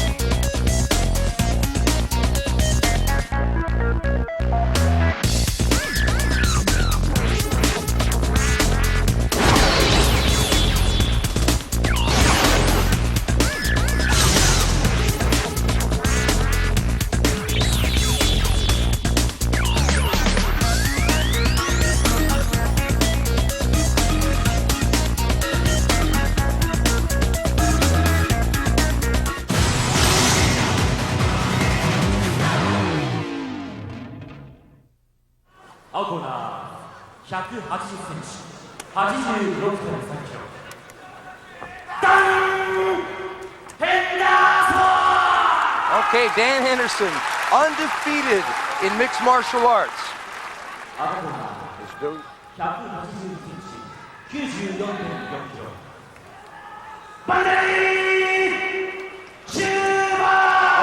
Wanderlei Silva. Oh, this guy is very intense. He's very focused here. Look at those eyes, boss. Man. And here's the stare down. It doesn't look like Henderson's buying into it. He's kind of smiling, thinking, okay. Wanderlei's thinking, boss, this is going to be a war. Look at this. I've been waiting for this fight for a while. Dan Henderson, undefeated, one of the best in the sport. Wanderlei, also one of the best. Both men wanting to make their mark in their division, moving up into the top 2 or 3. Here we go. Silva versus Henderson. Wanderlei moving around, really agile, very agile. Being low, keeping low thing for the takedown defense. Oh! Beautiful right hand by Wanderlei Silva, dropping Dan Henderson down on his back. Dan trying to go for guard, getting an open guard there. Got the right leg cross-legged across Wanderlei's stomach. Wanderlei grab the foot, pass the guard, literally. Oh, he cannot anymore. Looks like Dan's working for a sweep. He's got a half butterfly guard there. Wanderlei going to keep close, work his time, grind away with punches. It was a nice combination by Wanderlei Silva to put Dan Henderson down. Dan tried to keep his distance, but Wanderlei shot right in and threw that right hand, and down Dan went. And again, he shouldn't have gone down, you know. Stand up, wait, because it was not a real knockdown. And then go back on the feet again, because he's going to rule on his feet. Yeah, I think Wanderlei should have stood back up, because this is more where Dan Henderson wants to keep the fight. Yeah, but if he keeps it like this, referee's going to stop. I mean, he put the hooks on. There's nothing going to happen. The referee's going to put this fight up within 2 minutes if he's going to continue like this. Well, Henderson said that Wanderlei is tough on his feet. Well, obviously, we saw that earlier. But he did say that his Wanderlei Silva's ground game was questionable, that he had never submitted anyone. Yeah, because he's never going for it. He just tries to knock out people, but I can tell you, this guy knows the ground game too. If you give him a chance, he's going to grab it. Well, if they do stand back up, Dan did say that if they get into a clinch, he's not worried about the knees, but I hope those aren't famous last words. I hope so too for him. Because Wanderlei does have some really wicked knees standing up. So Dan's going up high, might be going for an armbar. Armbar looks like, yeah. Wanderlei grinding up, and Wanderlei backing up. Good hard kick there by Wanderlei. Another shot. Wanderlei's wound up. He said he gained 4 kilos for this fight. Came in at about 207. He always looks very strong. He hits the calves. And it's going to hurt too. It's like a low kick on the lower leg on the calf. Listen, if you block that muscle, it's going to be difficult to to go for a takedown for Dan, which is his specialty. You know, Dan is in a bad position here because Wanderlei is landing that kick hard on the thigh and the calf. And if he takes too many more of those kicks, when he does stand up, it'll take away his shoot. That's it, man. And you know, also because he's laying on his back, his muscles are not tense. They're loose. They're relaxed. You see his calves are moving, so it hurts way more than he would than it would when he would have stand on his feet. You know, Wanderlei looks pretty happy with his position. It looks like he's laughing. Is he smiling? Yeah, he's pretty much enjoying himself. Had pretty much a go of it so far against Dan Henderson, who's on his back, but don't rule Dan out. Dan has been in the ring and beaten such fighters as Gilbert Ivel, Renato Babalu, Carlos Newton, and Alan Goes, so he's used to being in with top competition. Oh yes, and he's got a good stamina. He's well-rounded. His boxing actually is also not bad. You know, he studied on boxing, so his striking is getting better, and his ground game too. You know, you saw he's going right to the guard. He's submissions, but this way, Wanderlei is going to try to keep it like that. And at the moment that Anderson wants to stand up, he's going to kick him in the head or something like that. Yeah, and I think Dan knows this. He's not standing back and say, hey, let's get up. No. Hoping he's going to do it by himself. Okay, now this is in a way to Henderson's advantage, but then it's not going to be to his advantage because Wanderlei is dangerous right here, and Henderson knows that. Henderson's got to maybe get a shot and get it. Oh, nice right hand attempt by Henderson, getting into a body lock. Now let's see if he can neutralize the knee attack of Silva. Body lock position favors Henderson. Wanderlei winging away, catching. Is he bleeding from his ear? No. Wanderlei's bleeding. Yeah. Was that from a punch? Oh, right hand by Henderson. Good right hand. Wanderlei is hurt. Henderson chopping away. A good right hand. Henderson on top. Henderson turning the action around. Blasting away. Dan Henderson on top.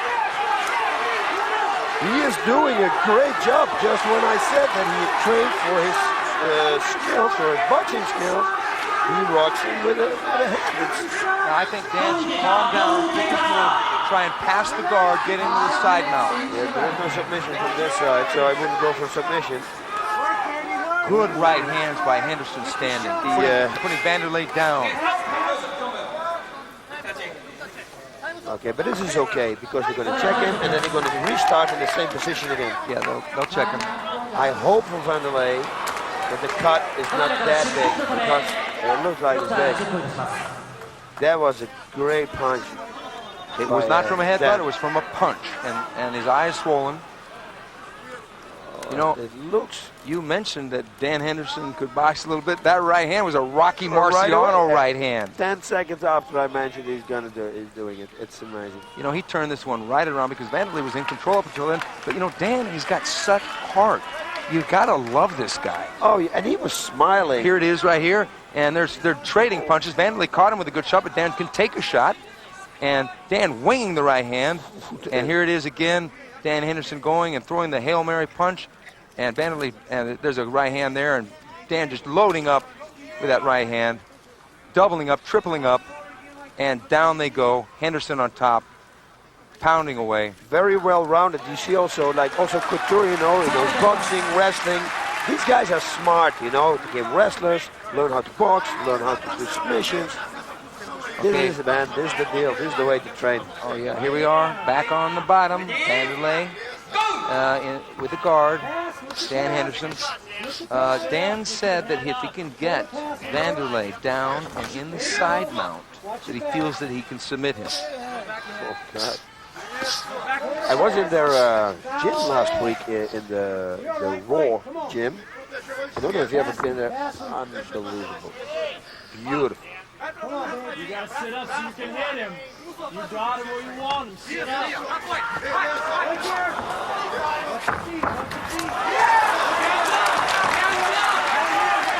Yeah, Dan Henderson back up. You know, but this favors Wanderlei, and Wanderlei's been cut before. Wanderlei's been stung before, even against Guy Mezger in Wanderlei's last fight.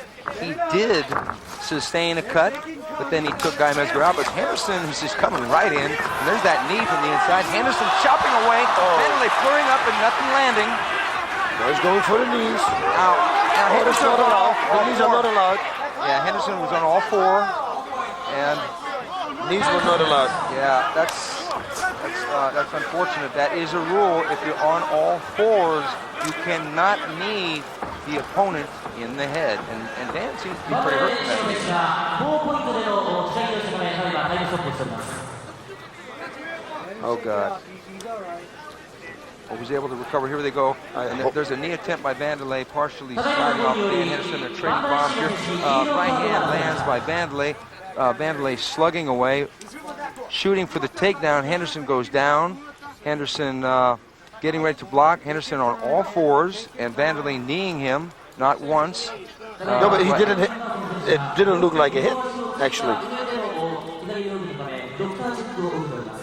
I would like to see it again.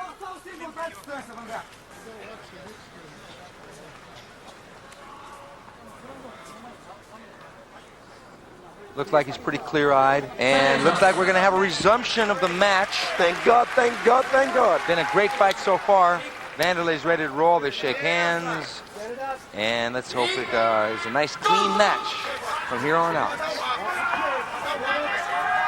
You know that Dan's going to want to take this to the ground. Although he was good slugging with Wanderlei. Oh, yeah, he did a good job. But he doesn't want to catch a knee to the chin when they slug. Wanderlei's ready to go. Wanderlei coming in. Right hand by Wanderlei Silva. Dan shooting in. Good defense there by Wanderlei Silva to the takedown. Wanderlei sprawling back. Don't do it again. He didn't do it again. And Dan trying to pull guard. Dan inside. Oops. Dan's got the guard now. But Wanderlei pounding down right through the guard. Wanderlei trying to kick him in the head. Missing. Okay, Dan Henderson down on his back. And there it is again. He's ready for it. And he's enjoying it. This is the fighter is enjoying it. What a kick. He falls into the guard. Now, why would he do a thing like that? This is definitely to Henderson's advantage. Henderson should try and reverse, but Wanderlei's keeping his base up high. Might be tough. Don't know that Henderson has got a lot of submissions from his back. Henderson could do, maybe not a nice thing to do, but he could start pushing the eye and open it up with his gloves. And that's why you don't want to go to the ground, because if he's going to realize that he can do that, it's going to be bad for Wanderlei, because the cut is big. But Wanderlei on top, Wanderlei in control. Dan staying close, loose guard. Wanderlei pounding away from the guard, landing that right hand once again. But there's one thing about Dan Henderson, he can take a punch. Oh, yeah. We've seen it before. He can give it to him. That's right. He gave a couple to Wanderlei. I mean, look at Wanderlei's eye. And he got Wanderlei rocked. At a certain point, Wanderlei was hurt. Wanderlei getting up high again, getting punching room. Dan doesn't want this. He wants him close. Little hammer fist down by Wanderlei. Wanderlei chopping away with the left hand now. He's going for the armbar. See, Wanderlei is good, man. He's got a good defense for the armbar. Yeah, submissions, everything. And now he's smiling again.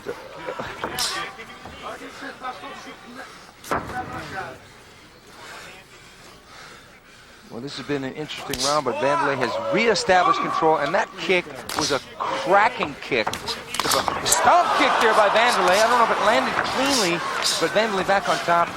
Wanderlei in control. He is doing a great job. He's really starting to look. He's got the mount position. Boss has got the mount. Now I want to see what's going to happen. You know, Dan he should go body shots also. Body, body, body, body. Dan has really got to make a move here, because if he starts to get grounded and pounded. Oh, right hands by Wanderlei Silva. Wanderlei holding Dan by the neck, pounding down. He has to work because he's got like 30 seconds left. Really got to get busy here. Boss, would he want to turn his back and try and buck and hook? Because No. He should go to the guard. It's real easy right now for Dan to go to the guard. Wanderlei trying to stop him, stomping straight down.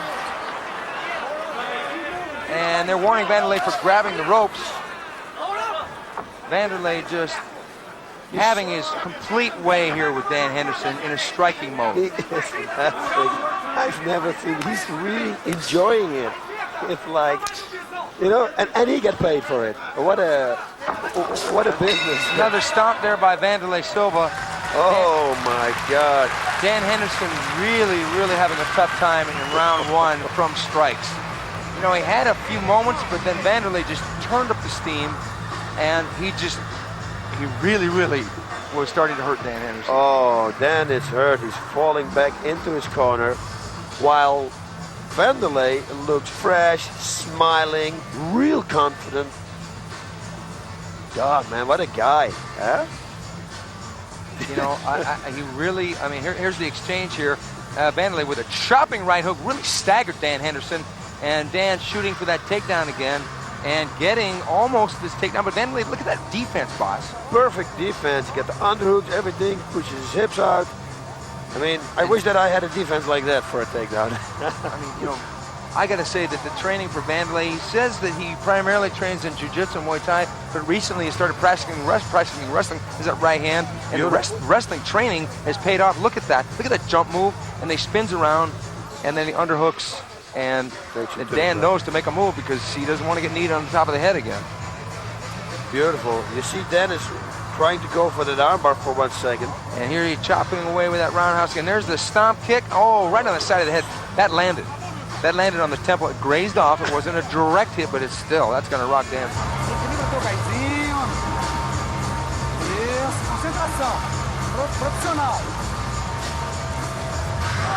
Second down, second down. Let's go, buddy. Let's go, man. So he's been in with tough guys, the top fighters in the division. Here we go, round two. What can happen, boss? Oh, God, everything can happen, because in the beginning I thought Wanderlei was dominating, then suddenly Dan came back, and then Wanderlei again, so we don't know what's going to happen. Dan has got to get Wanderlei down and get on top. That's clear and simple what his game plan is. Wanderlei is really winning from standing and winning from the top position on the ground. Dan's got to get on top and get on the ground. Oh. Right hand by Henderson. Oh. Wanderlei comes charging in. That right hand landed. He ate a few punches there again. Wanderlei chopping with the up knee to the side. And Dan with the double overhooks. Probably going to try a spin takedown here. Wanderlei holding onto the ropes. Using his head as control. Beautiful. Wanderlei getting some position. Uppercut by Henderson. Nice knee by Dan Henderson. And Henderson chopping with the uppercuts. Slugging it out. Dan Henderson giving as good as he gets. Shooting for the takedown. Wanderlei sprawl. Beautiful. And he's smiling again. Look at this Wanderlei. Dan pulling into guard position. Wanderlei initiating guard. But and like you say, boss, I mean, to me, I would have backed up. That's it. Or start kicking his legs again like he did before, because it's going to hurt. This right in the guard, you cannot do a lot of damage. You know, it's difficult to knock somebody out. You see a few people doing it, but it's difficult. Well, yeah, it's possible. Wanderlei does have the firepower, but I don't know if he's going to be able to knock Dan Henderson out. Yep. Somebody else maybe, because we've seen people like Gary Goodridge knock people out from the guard, and we've also seen people like Igor Vovchanchyn do enough damage to stop people from the guard. So it is possible for a striker of the caliber of Wanderlei to do it. But then again, Dan Henderson got that chin. He's never been really stopped. He's undefeated. Plus, he's got the good defense. He's working good on the ground. You can see he worked. Use your right. Use your right. Yeah, it's strange. Wanderlei never should have done this. He might be trying a different game plan, because maybe he's got something up his sleeve that we don't know. Yes. He's chopping away. He's not wearing a shirt. That is a joke. You got nothing up his sleeve. Anyway, got it, boss. Man, that was good. Huh?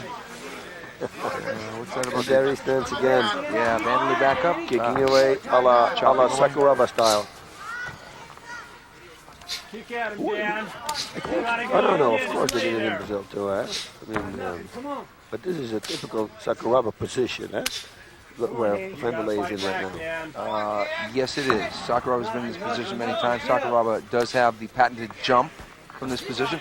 And there's the axe kick, and Dan counters with an up kick and neutralizes the axe kick. Good move by Henderson defensively, but it doesn't really hurt Wanderlei. Wanderlei continuing to pile up points, and they're going to have a restart. Look, he's sticking his tongue out like he wants to go again. Okay, Wanderlei coming at him. I can't believe him. Oh, right hand by Wanderlei hurt Dan Henderson. Dan driving for a single.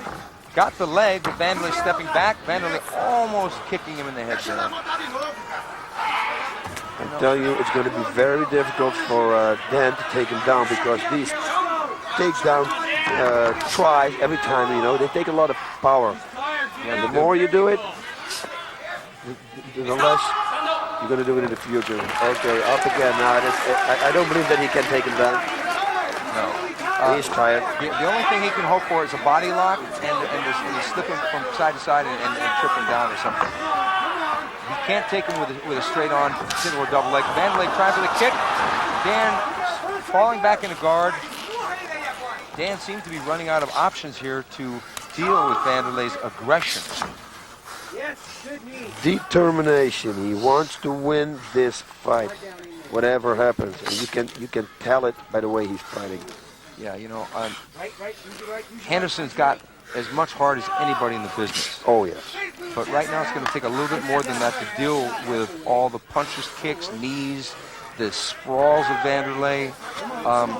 I think Wanderlei has really improved his defense, because if anybody could take him down, Dan Henderson could. Yep.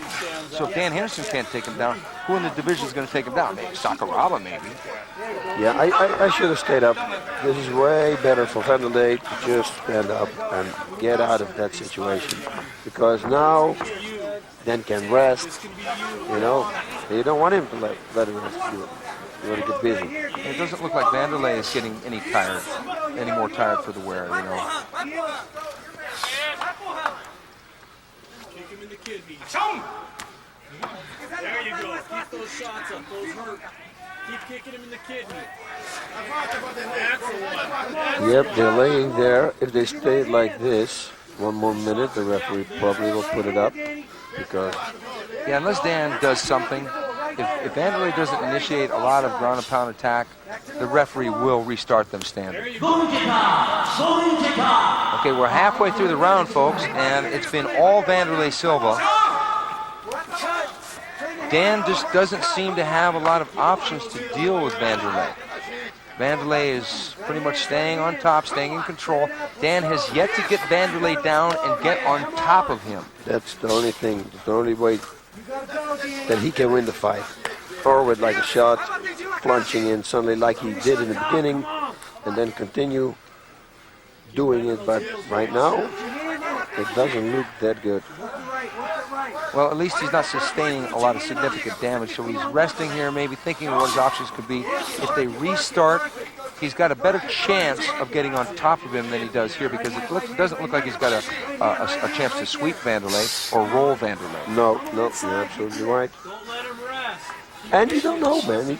You know, they come up with a surprise suddenly, pop, boom, you never know. But there's no indication that a surprise is coming. No, I know, but I will never rule it out. Here we go. They're going to restart. Yeah, it's about time, because there wasn't a lot of significant damage. Dan seems to be, you know, it looks like they're getting a yellow card for. Okay, they're both getting a yellow card. This is not good. For no action. For no action, like we saw in the fight before. Yeah. They're both resting. Okay, Wanderlei with a kick. Kick to the liver.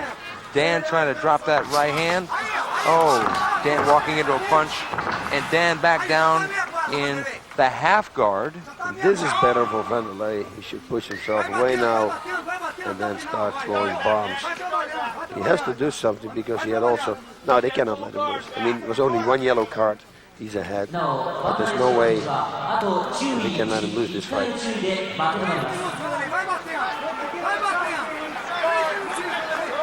Yeah, Wanderlei just grinding away, not doing a lot of significant damage. He has to get out. He has to get up. Otherwise, they're going to get another yellow card. This is not going to do a lot of damage. Yeah. Put your forearm on his jaw, cross-face him, push yourself out, and then go for real strikes. Okay, 3 minutes left. Do you think it's possible that he can get into mount again? Oh yeah, that's real possible. Why shouldn't he? If Wanderlei mounts Dan Henderson, it could be real close to the end. Yeah. Because Dan may, I can't say Dan would be running out of gas because Dan is probably one of the most well-conditioned athletes in the sport. Now Wanderlei's trying to slide that left leg out. Dan's holding on to it for dear life. And Wanderlei's got them out of position. Oh. Not good for Dan Henderson. No, not good. Now push himself out. If he can sit up, he's going to land a couple shots, the referee may want to think about stopping the fight. Although Dan is good rolling his head, he can only roll his head so many times to avoid punches if Wanderlei really gets busy. Wanderlei scooting back, maybe he's they're getting close to the ropes. Wanderlei wants to get upright so he can land more significant shots. Sure, he can control the match from here. He's taking his time, little chopping shots. He should sit up. He should sit up like he did at the end of the first round and go for it. Dan's holding him close. He's holding him tight. Yeah, but there's no way if you cross-face him that he can hold that grip if you push him away. He's content to grind away. Because this way, God knows the referee's going to stop it. You don't know. Yeah, Wanderlei has got a huge chance for maybe even a finish with a ground and pound if he can cross-face. And the referee is going to probably restart the fighters in the same position pointing toward the center of the ring because they're getting a little too close to the ropes. They don't want them to slide out of the ring. And Dan's got to get busy here.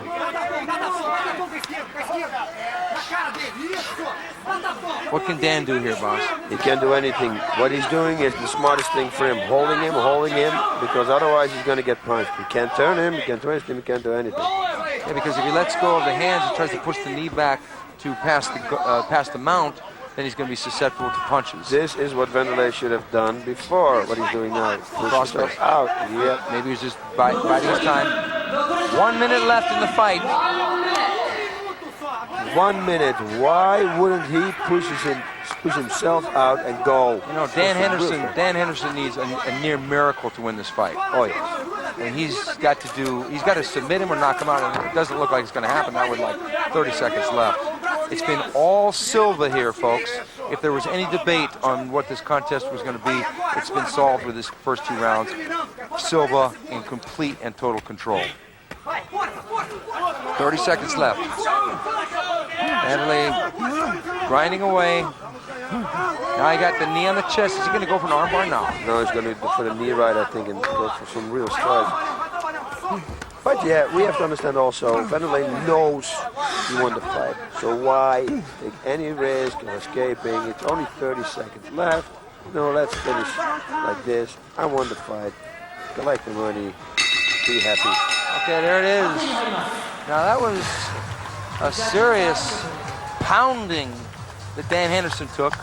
Wanderlei really has, nobody ever questions Wanderlei's tenacity, Wanderlei's aggression, Wanderlei's potential to do damage with strikes, but he really cemented that because Dan Henderson is very highly regarded in the middleweight division. Oh, this victory just elevates Wanderlei even higher in the rankings.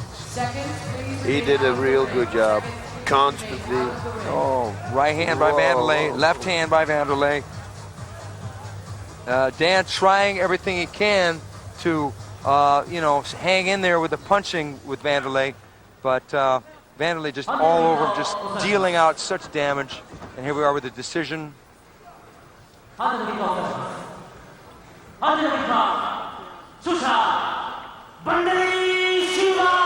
no surprise to us. Wanderlei Silva by unanimous decision over Dan Henderson. To Dan's credit, he did go the distance and he was hurt bad a couple times. Oh yes. No. A lot of respect for him too. He's a great fighter.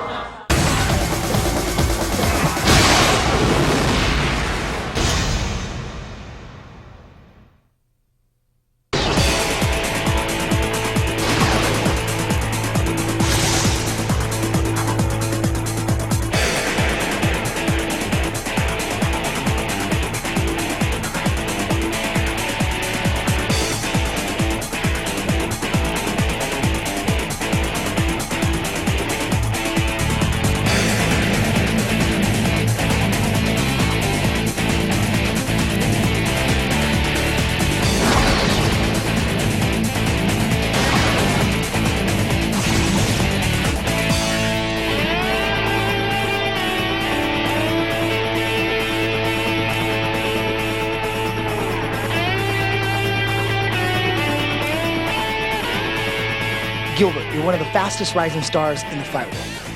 After your fight with Fujita, if you win, who would you like to fight? Anybody, pick anybody. Mike Tyson? No hold barrels rules. I take him to the ground and do a leg lock. Oh, you'll submit Mike Tyson. I think so. I don't go out and try to trade punches with him. That's not smart. But yeah, I think when I fight Mike Tyson, it's going to be a lot of money. So that's pretty smart, yeah.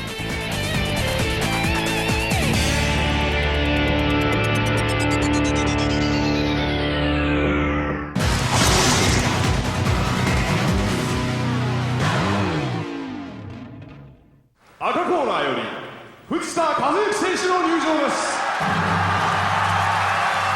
In the red corner from Japan, Kazushi Fujita.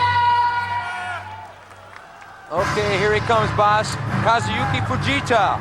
Now this guy epitomizes the spirit of Japanese pro wrestling. Really, really doing well in real mixed martial art fights. He's an Inoki disciple, and the crowd here is just crazy about this guy. Oh, you gotta love this guy. Fought two of the best fighters in the world. Beat them. Nice guy, humble guy. Got a lot of heart. Unbelievable, man. Like we see before, but I told you before, we have the pro wrestlers, and they're coming into the Pride and they're kicking ass, man. They're doing great. Yeah, well said. You know, Fujita is undefeated in mixed martial arts. He beat Hans Nyman. He beat Ken Shamrock. He beat Mark Kerr, and he's in for a tough one tonight with Gilbert Ivel. It's probably no secret what his game plan is going to be. He's going to want to take Ivel down and then keep him down on the ground. Yep, that's the whole game plan. And Gilbert worked on the takedown defense. That's what they told me. And he's got an unbelievable stamina. He's got a real good stamina. So if it goes the distance, if it's going to go further into the fight, I see a good chance for Gilbert Ivel to slip in a knee or a kick. But before that, Fujita has a good takedown. We'll try to take him down, probably succeed. Pin him to the ground, you know, and hold him there. Fujita told me that walking to the ring is like walking to his own execution. God damn, then I wouldn't fight. If I had that feeling, there's no way I'm going to fight. You know, Gilbert Ivel evidently made some threatening remarks in one of the local Japanese magazines, and Fujita said, and I quote, I don't take it serious. If it was pro wrestling, I would have to respond. Ah, that is a classy answer. Yeah. They're good with their answers here, huh? Well, they really are. And we had some real good, how you say it, sayings today. I leave the good guy outside the ring, and here we go. Here we go. This is the bull. This is the man. Got his Antonio Inoki jacket on. Okay. What an entrance! What an answer. The match consists of 2 10-minute rounds. 赤コーナー187センチ 111.3 キロ Fujita Kazushi! Okay, Kazushi Fujita. This is the man. This is the wrestler. 青コーナー183センチ 105.4 キロ Gilbert Ivel. This guy's got the flying knees, he's got the punches, but he's got the kicks. Oh, explosive power. Talking about explosive power. But Fujita got the head. Yeah. And he's got the determination. You got explosive takedowns from Fujita, explosive strikes from Gilbert Ivel. What will prevail? Well, we're going to find out, boss. We're going to find out real soon now. You know, the game plans are probably simple. Fujita doesn't want to stand up with Ivel. We saw what Gilbert Ivel did with Gary Goodridge with one kick. He knocked him completely out. But, you know, Gilbert really wants to either use movement or a strike to stop the aggression and the shoot of Fujita. He's got to time it perfectly, though, because Fujita's going to be dangerous early on. If he gasses later, it'll be a different story. And there's Inoki. Here we go! Ivel versus Fujita.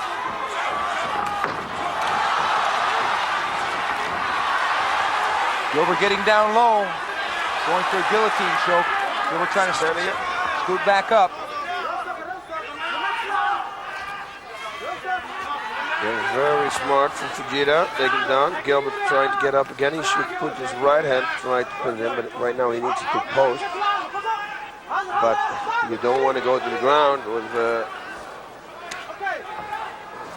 Looks like you're going to go through the ropes any second. And Fujita's got the double leg. Working for side control. Gilbert working to get back up. Yeah, and Gilbert's got a good stamina. This is probably good also because Fujita's taking a lot. It's going to cost him a lot of energy. So the guy with the best stamina can do real damage here. This is going to be interesting, man. Yeah, Fujita is driving in hard, trying to get either side control or the mount. He works best from the side mount with knees and strikes. He's probably going to want to control the match. Fujita's not known for a submission guy, although he has submitted Hans Nyman from a neck crank. But other than that, he's pretty much a ground and pounder. Yes, sir. That's what he is. And you never know, man. Come on, they train all these guys together. And Gilbert working his way back up. He's really trying to neutralize this shoot of Fujita. Fujita hanging on to that leg. And he's keeping control. A lot of energy being expended by both men here. And Fujita now almost in side control. Gilbert keeping upright. Yeah, this is exactly the game plan that we predicted. Yeah, Fujita wanting to stay down, keep Gilbert down, because once he gets up, he's very dangerous. But on the ground, Vitor Belfort did expose this weakness of Gilbert, that once you take him down, he's not used to fighting on his back. Yep. And if you give him a little room, there's going to be action. Fujita looks like he's almost on the verge of getting, now he's got side control. Gilbert trying to grapevine the leg. Gilbert can explode to the now Fujita's going to get Fujita's going to get the mount here. Almost got the mount in position. Wants to put that right knee over Gilbert's body. Gilbert should explode now to the right. Try to turn him over. Yeah, but the ropes might prevent that. Go the other way. Ooh, he went to go for a side choke there, but Gilbert felt what was coming and pulled his arm out. Yep, it's just waiting now and see what's going to happen. Officially, I think the referee is going to put it up. He's going to go for a side choke again. Yeah, Gilbert should try. Oh no. Yeah, try to twist him to the right. Okay, they're going to reset the fighters, same position, closer to the center of the ring so they don't roll into the ropes or roll out of the ring for the safety of the fighters. This is Fujita's perfect game plan. This is exactly what he wanted.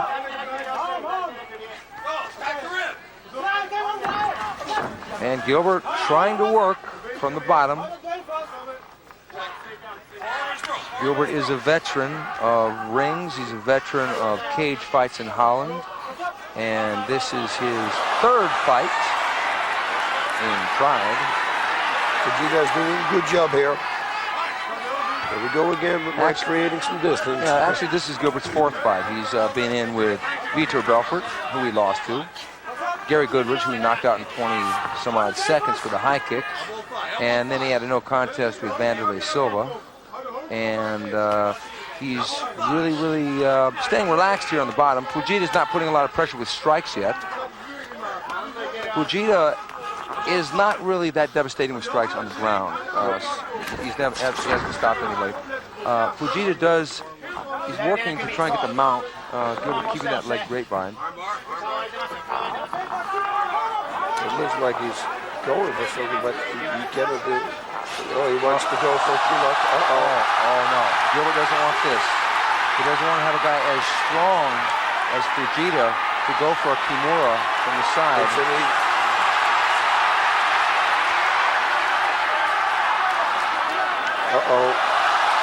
If he grabs his own arm, boss, it's going to be a tough position. It's going to be very difficult to get out. Here we go. It's in a tough position. Gilbert's got a... What's he going to do here, boss? Yeah, officially, you know you can defend it with your left leg, but then he lets him all the way out, so he needs to keep a hold of Fujita's right leg. But normally you can peel the hand, Fujita's hand off with your left leg now. He's got it, boss. He's got it. No, Gilbert's leaning up. And maybe that's going to be an escape here. Oh, he got away. Oh. He better keeps his legs locked. That was a good attempt for an armbar there, right there. Kimura, look, the figure four, the reverse figure four. They got many names for it. Yeah. One in every county. Yeah. Fujita on top, in control. Ivo only defending right now. I doubt they're going to have a restart because Fujita is busy. He's trying things, trying to make moves.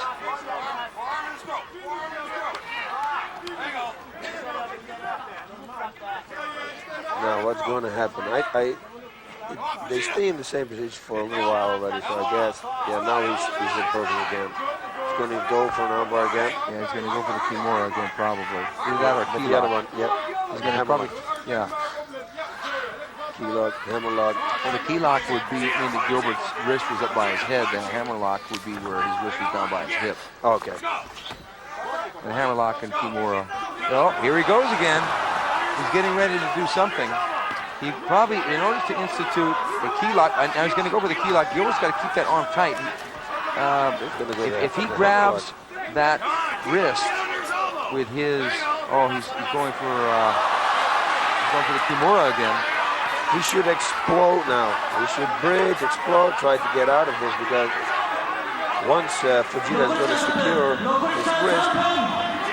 Fujita's using a lot of energy here to go for this submission, though. He used a lot of energy for the takedown, which took quite a while. And he's had Gilbert down on his back. If he locks his own wrist, Gilbert's defending well, but Gilbert's using energy, too, to keep that arm out of danger. And why is Fujita not punching? I don't know. I think he's pretty much going straight for submission here. Yeah, but you can soften it up, you know, like set things up. Gilbert's got some strong arms. He's young, strong. See, he just pushes it back. He's going to need those strong arms because Fujita's got some really strong arms. Oh, yeah. And look at the size of those arms. Fujita is 30 years old. Gilbert, 6 years his junior at 24. I doubt that the age difference is going to make that much difference in endurance or athleticism. And he gave up on the arm attempt for now. He's trying again to go for the side choke.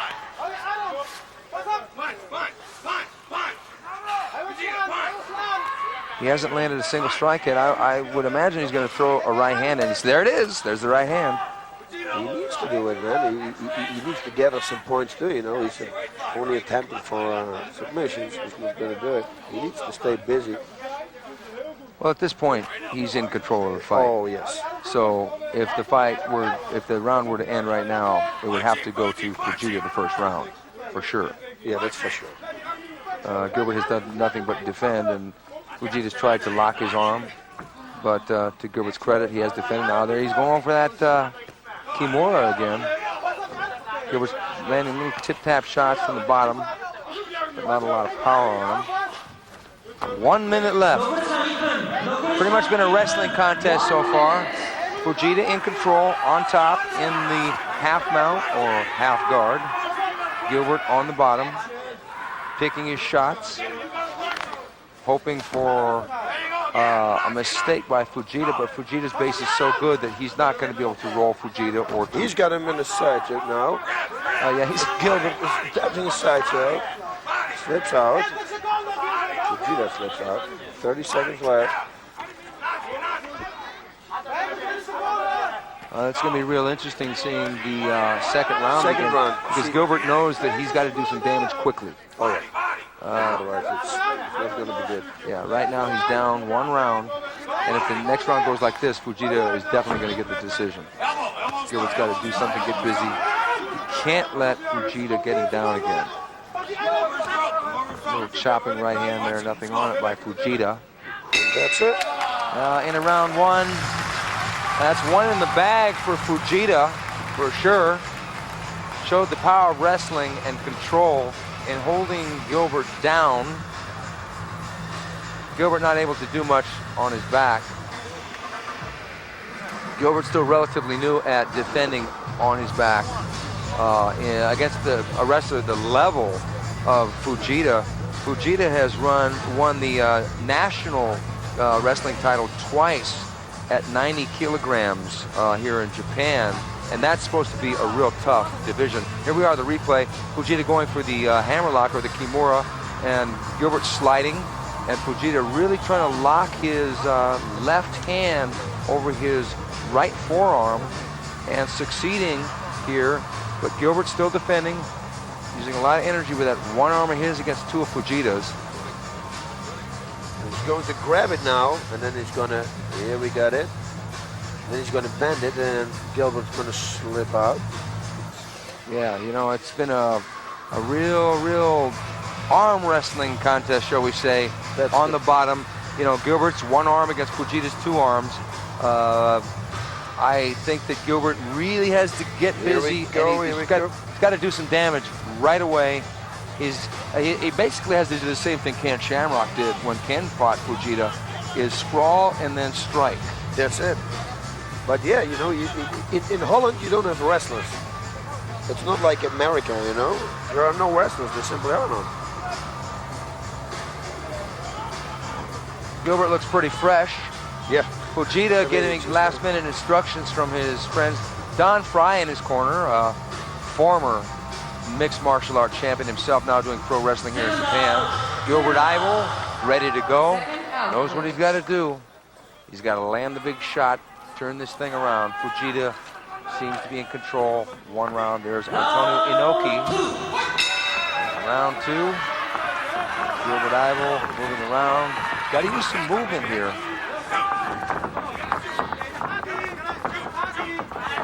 Doesn't want to get taken down again. Fujita shooting again. Gilbert banging away. There's the sprawl by Gilbert Ivel. Will it be enough? And he's on his back again. Yep. And we're going to see the same thing, which is a very smart. Okay, Gilbert sprawling back.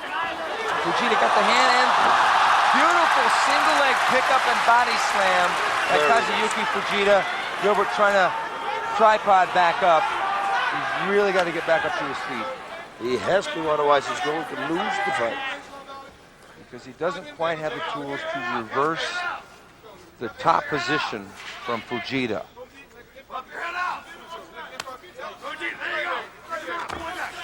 Once Fujita gets him in the side control, it's going to be really difficult for Gilbert. Right now, it's same position as it was in the first round. Fujita in the half mount. Gilbert still has control of his right leg. If Fujita mounts Gilbert, that's going to be trouble.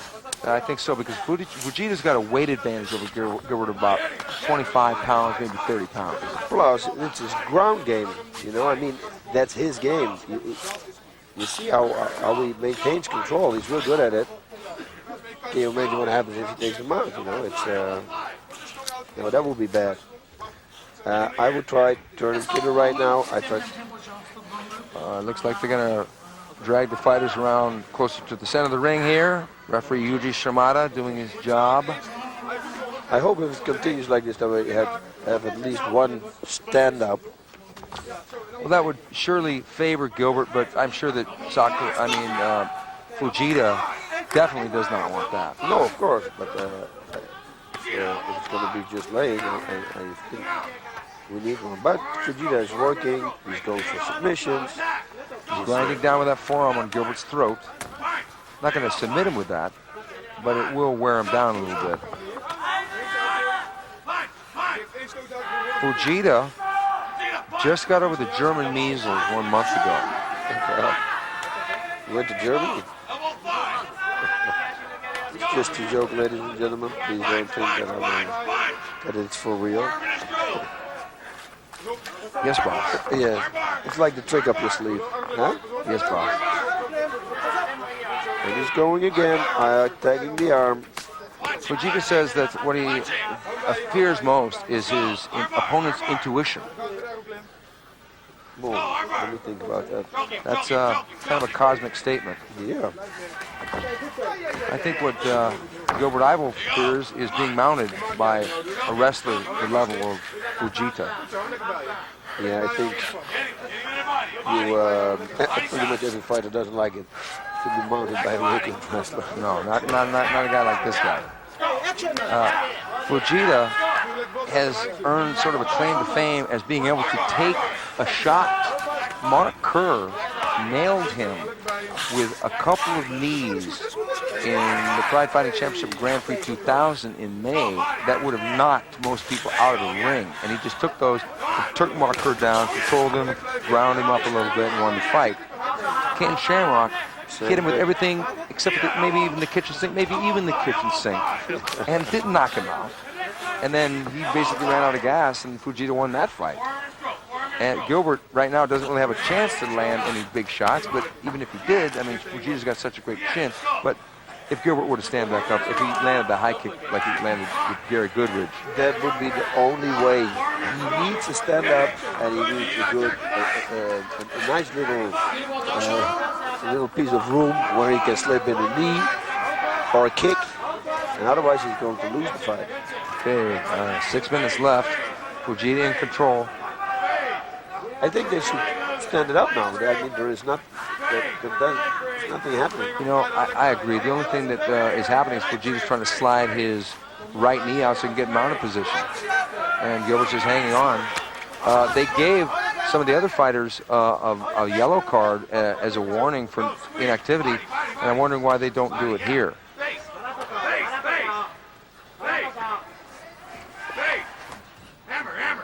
But Fujita's still in control, on top. There's ground and pound. And that's when a wrestler primarily is on top and he throws punches downward.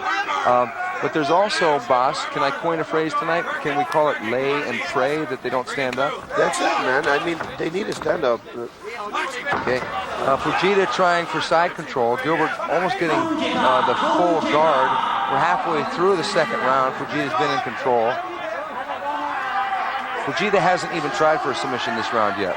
He hasn't gone for a Kimura or a key lock. That's what I say. You have to stand up, give the audience what they want. There it is, boss. There's the stand up. Right on cue, Boss Rutan.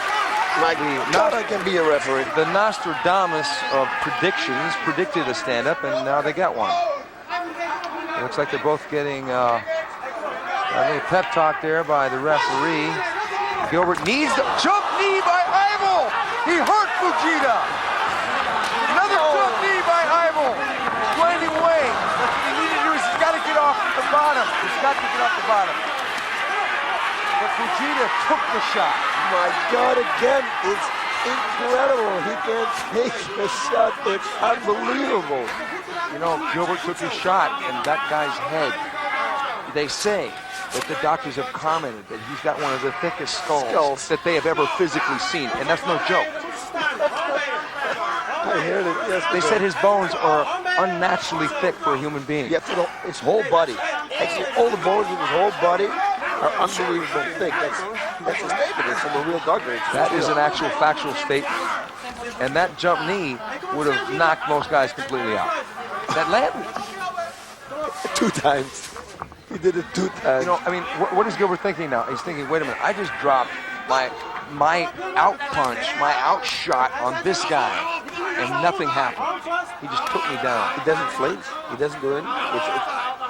The first shot flinched him a little bit because then he couldn't take him down, and then the second one, he was already recovered. Yeah. He recovered like in 2 seconds, like Wolverine from the X-Men. Maybe what he did was he might have stunned him with the first one and then brought him back with the second one. Who knows? He woke him up. They woke him back up. Right. I've seen it happen.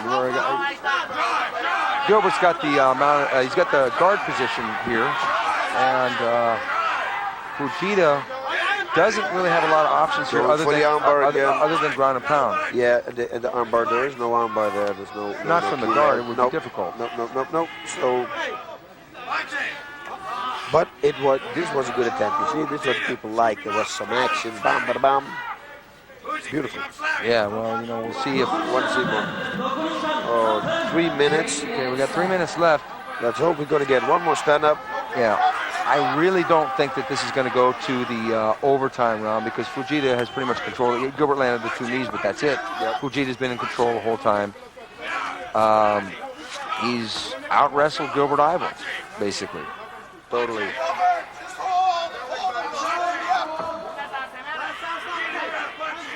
Gilbert is not hurt at all.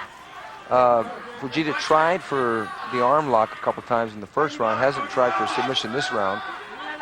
Gilbert is pretty much unscathed on the bottom. Yeah, but what can you say? You know, there's nothing you can do. It's hoping that the referee's going to put you up, and there's no damage can be done from this position for both of them. So. Okay, we've seen this happen before with Ivel, where he gets taken down. He got taken down by Vitor Belfort, and Vitor threw a lot of punches and, you know, lumped him up a little bit. How can Gilbert Ivel improve his game to neutralize this and fight better from the bottom? He needs to go and train with wrestlers, which are very hard to find in Holland.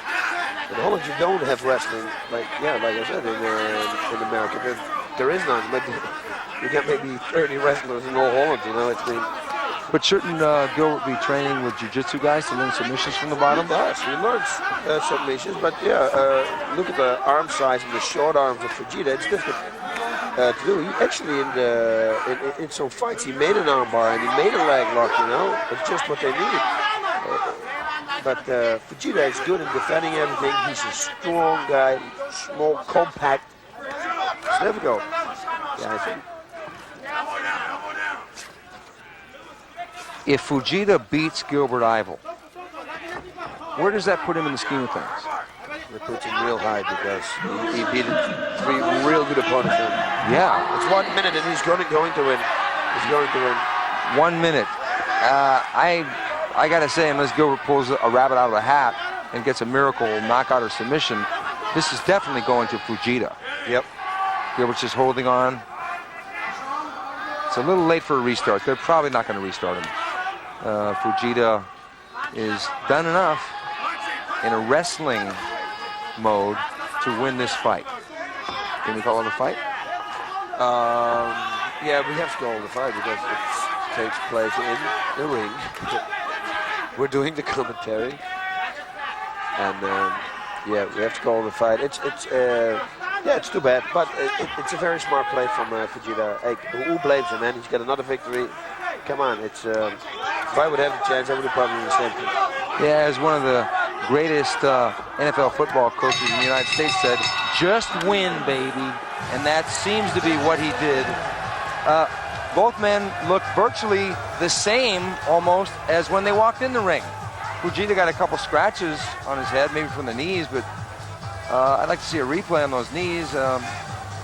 Let's hope, yeah. That was the only action we saw. Yeah, because the rest of it was just Fujita pretty much on top in side mount or Gilbert's guard. And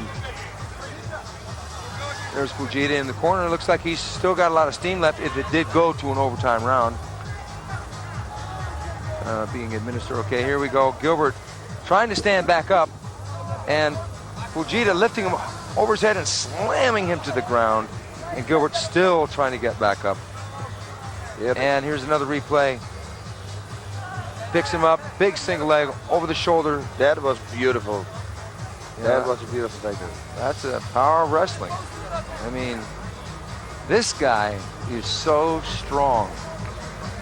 Look who he's fought. Shamrock, Kerr. Those guys are both really strong, and this guy was stronger than them and beat them with his own game plan. Here we go to this decision. Okay,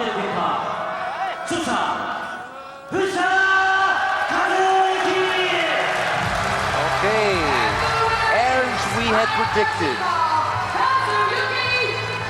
Kazushi Fujita notching a relatively easy win over Gilbert Ivel with a wrestling match. Yep, wrestling, take him down, hold him to the ground, exactly like we predicted. And too bad, you know, I would have liked to see more action, but like everyone else. But hey, what can we do?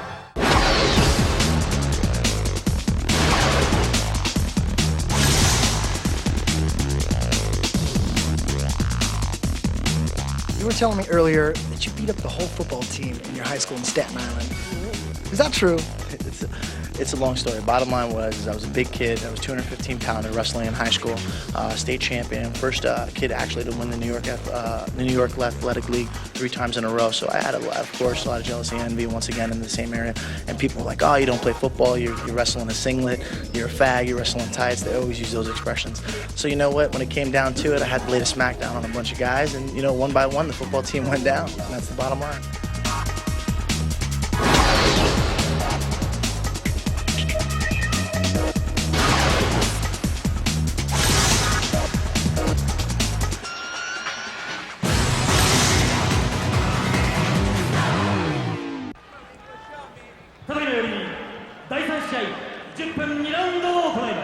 The match consists of 2 10-minute rounds. 青コーナー182センチ102キロジョン・マーシュ John the Bull Marsh. You know, boss, as you said earlier, it looks like he does live up to that nickname of the Bull. Yes. I said he looks like a pit bull and the bull. I didn't know that. So. Rico Rodriguez, the battle of the 2 former training partners. This should be very interesting. Both men from the USA. Rico is gaining a lot of popularity here in Japan. Fans really like him. He plays, he's a good actor, like he plays with the audience. He's a class act. He really is. Been working a lot on his stand-up with Muay Thai training coach Bob Carmel there in Arizona. And here we go. Rodriguez versus Marsh. They come out and touch gloves. I think that maybe Rico wants to take this one to the mat. What do you think, boss? I think so too, but John Marsh will know, so I think he has to wait, work himself in with some shots, punches, kicks maybe. Boom. There's a left inside kick by Rico looking to set up there. Oh, nice high kick, but doesn't connect and he falls down in the process.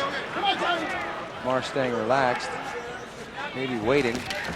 Right low kick there by Rico. Yeah, he has to watch out for that. If you give a low kick, please lead it in with like a left punch and then a low kick. Otherwise, John Marsh will simply counter it like he already did with the right straight. And that is very dangerous. I think for Rico, he should wait. Yeah, or do this. And go for a takedown. Looks like Marsh has got some pretty good takedown defense with a single underhook on that left side. Good balance. What Rico should do is stay on the feet first, let John come in. At the moment he comes in, then go for the takedown.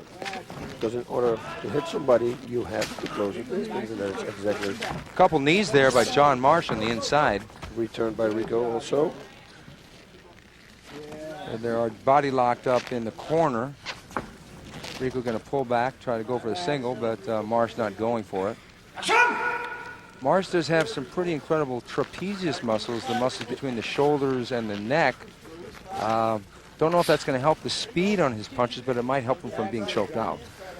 Oh yes, for sure. And I think probably that's the reason why he's got the nickname the Bull. Yeah. Whoa, beautiful takedown. Nice spin and hook there by Rico Rodriguez, now down in a butterfly guard of John Marsh, who's down on the bottom. Which he can do real easy because he knows Rico's not going to stand up. Yeah, we just saw Nobuhiko Takada there on the monitor. He's a famous pro wrestler here in Japan, probably the most famous pro wrestler since Antonio Inoki. And Rico is now training at his gym, and that gym has produced, among other people, Kazushi Sakuraba, who a lot of people feel is the best fighter in the sport.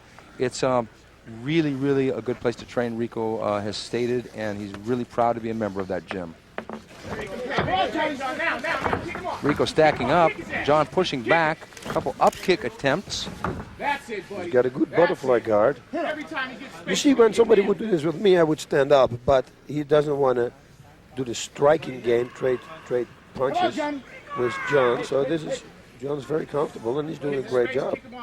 If you can do this right, it's very difficult to pass. Well, training with Royce Gracie and training with Bo Hirschberger also, who's been with Rickson Gracie, I'm sure he's got the guard deep in his mind. Rico trying to pass the guard. Rico catching an up kick. And there we go, side control. Now it's going to be more difficult. If he can maintain this position. Going for the mount, boss. I wouldn't do that. I would start working my way up from here, you know. Again, crossface, go for knees to the head, punches to the head, and then when he doesn't expect it, try to go for the mount. Rico knee away at the head, the body there. And he should do it harder. He should drop it way in the air and then boom, right to the ribs. That's it. Bring that heel high in the air, knee off the ground, and track it down. A la Don Fry in the old days. Yes, look at this. He's going for that headlock choke. Now, this is a move that Mark Coleman was a master at. Oh, yes. But I never could understand because it's an easy move to escape. The only thing that if you're on the bottom and they pull the neck, you have to push the hip out. And it's not a nice knee to the head. Looks like Marsh is getting back up. Another nice knee to the head by Rico Rodriguez. They did have really attack this one, I think. Well, Marsh has either got to grab that leg or get out of that position. Now he's back up. Marsh has got to show Rico some boxing here. Rico started to catch the advantage. Do you think that Marsh might be a little too muscly to move faster? I don't know. Listen, you see some boxers, and they're real thing. Like, look at Tyson, man. And he's incredible, powerful. It depends how you develop those muscles, of course. Nice low kicks there by Marsh. Marsh has got his mouth open. I wonder if he's starting to get tired. I would hate to say in the first round against Rodriguez, that you want to start getting out of gas. He is starting out of gas because he didn't react on the left, double left jab and the right straight. He didn't give a reaction to it, so that's normally the sign that you're getting tired. Reflexes are going to go. Rico is doing good. Okay, halfway through the round, back in the body lock up against the ropes. Don't be surprised if Rico grabs one of those legs and spins back around into a takedown again. Yeah, exactly the same thing. Now, that's probably what he's going to do. The good thing about Marsh is he's not trying to get a cheap one and grab the ropes and then get a warning and try and stay up. He's just fighting within the rules of pride because grabbing the ropes is illegal here. Rico pulling back. Rico, having trained with Mark Kerr, one of the best takedown artists in the sport, has got a whole plethora of moves to bring his opponent down to the canvas. I would knee away to the legs, to the thighs of Joe Marsh. And if I would be Joe Marsh, I would do the same thing to Rico. Boom, boom, on the knee, on the thighs. Throw these knees out. They're going to count, trust me. If you really hit it with your knee, the top of your knee, your kneecap, is going to hurt. And he's in the perfect position, Rico, now to do it with his right leg, you see. You know, in a way, I'm kind of impressed at Rico's composure in this fight because Marsh is a strong opponent and he respects him a lot. And he's not going out there and, okay, they're going to restart the fighters. There's a little bit of activity, but the referee thought not. So they come back to a standing position. Marsh backing up a little bit. Rico should just go for the punches, or John should do the same thing. There you go, see? Very nice. Nice right hand by Rico Rodriguez there. And a good left one, too. Marsh answering with a right low kick. Marsh coming in for his own takedown attempt. Right hand to the body by Marsh.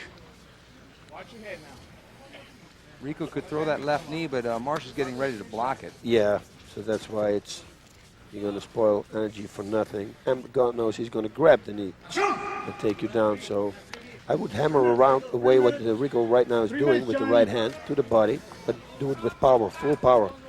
If you hit him at the right time, when he's breathing in, that's the moment you want to hit somebody to the body. Yeah, back in the corner. Whoops, a little knee action there to the thigh by Marsh. Got a little close to the groin area. We don't want to see an accidental mishap. We've seen that in other prides. The knee is a very powerful weapon if you throw it right and drive the hips in. If you catch a person with a floating rib, you can end the fight. Yes. I think I ended in my pancreas career, like 7 fights with knees. Yeah, if you know how to throw them right and really drive the hip up in and push, you can really nail the fight. Yeah, you need to create distance again. Everything is about distance. If you're too close, it's not going to happen. Okay, and the referee here is creating his own distance for Marsh and Rodriguez. A front kick would be real good for Rico right now to do. and the referee is telling both fighters, "Come on, let's get busy," because you know, it's been a bit of a hugging contest. Both men waiting for the other to make a mistake. What can Marsh do to take control of Rico? He should attack. He shouldn't wait. He should attack and go in with strikes. That's what he should do. But he's not crazy, because then he has to close the distance. And like I said before, then Rico's probably going to shoot and go for a takedown. Rico, I'll go knees. Almost.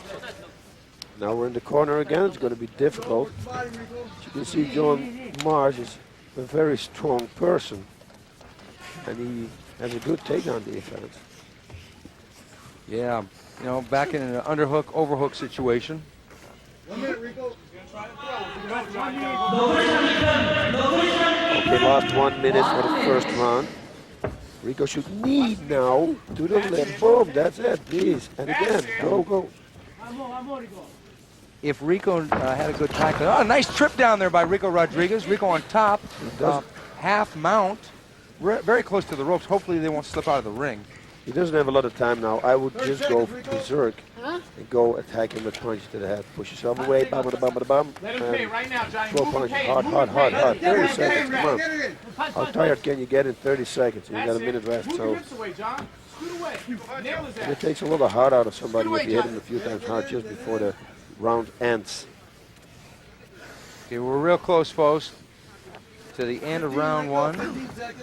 Good knees, very nice. He should continuously throwing now. This is perfect. That takes a lot of power out of the opponent. Can't breathe right. Your muscles gonna lock up. Your lungs cannot function fully 100% anymore because your muscles block it. Rico Rodriguez helping John Marsh back up. You know, Rico basically had control in that round. Had a couple takedowns. Marsh did mainly defend. Looks like Marsh is getting a little winded as he is in his corner there, taking some instructions from Bo Hirschberger. It's a long 10-minute second round coming up. Rodriguez does look the fresher of the two. Rodriguez being 7 years younger than Marsh. Here he is on the clinch. And Rico throwing that right knee to the crown of Marsh's head. Another time, Marsh does block that technique to a certain extent. And here it is again, the right knee by Rodriguez in an over position. It is blocked pretty much by Marsh. And here we are, Rico digging that same right knee into the body of John Marsh from the side mount position. This is what he should do all the time. Take him down, go body shots with the knees, get all the energy out, and then attack the head.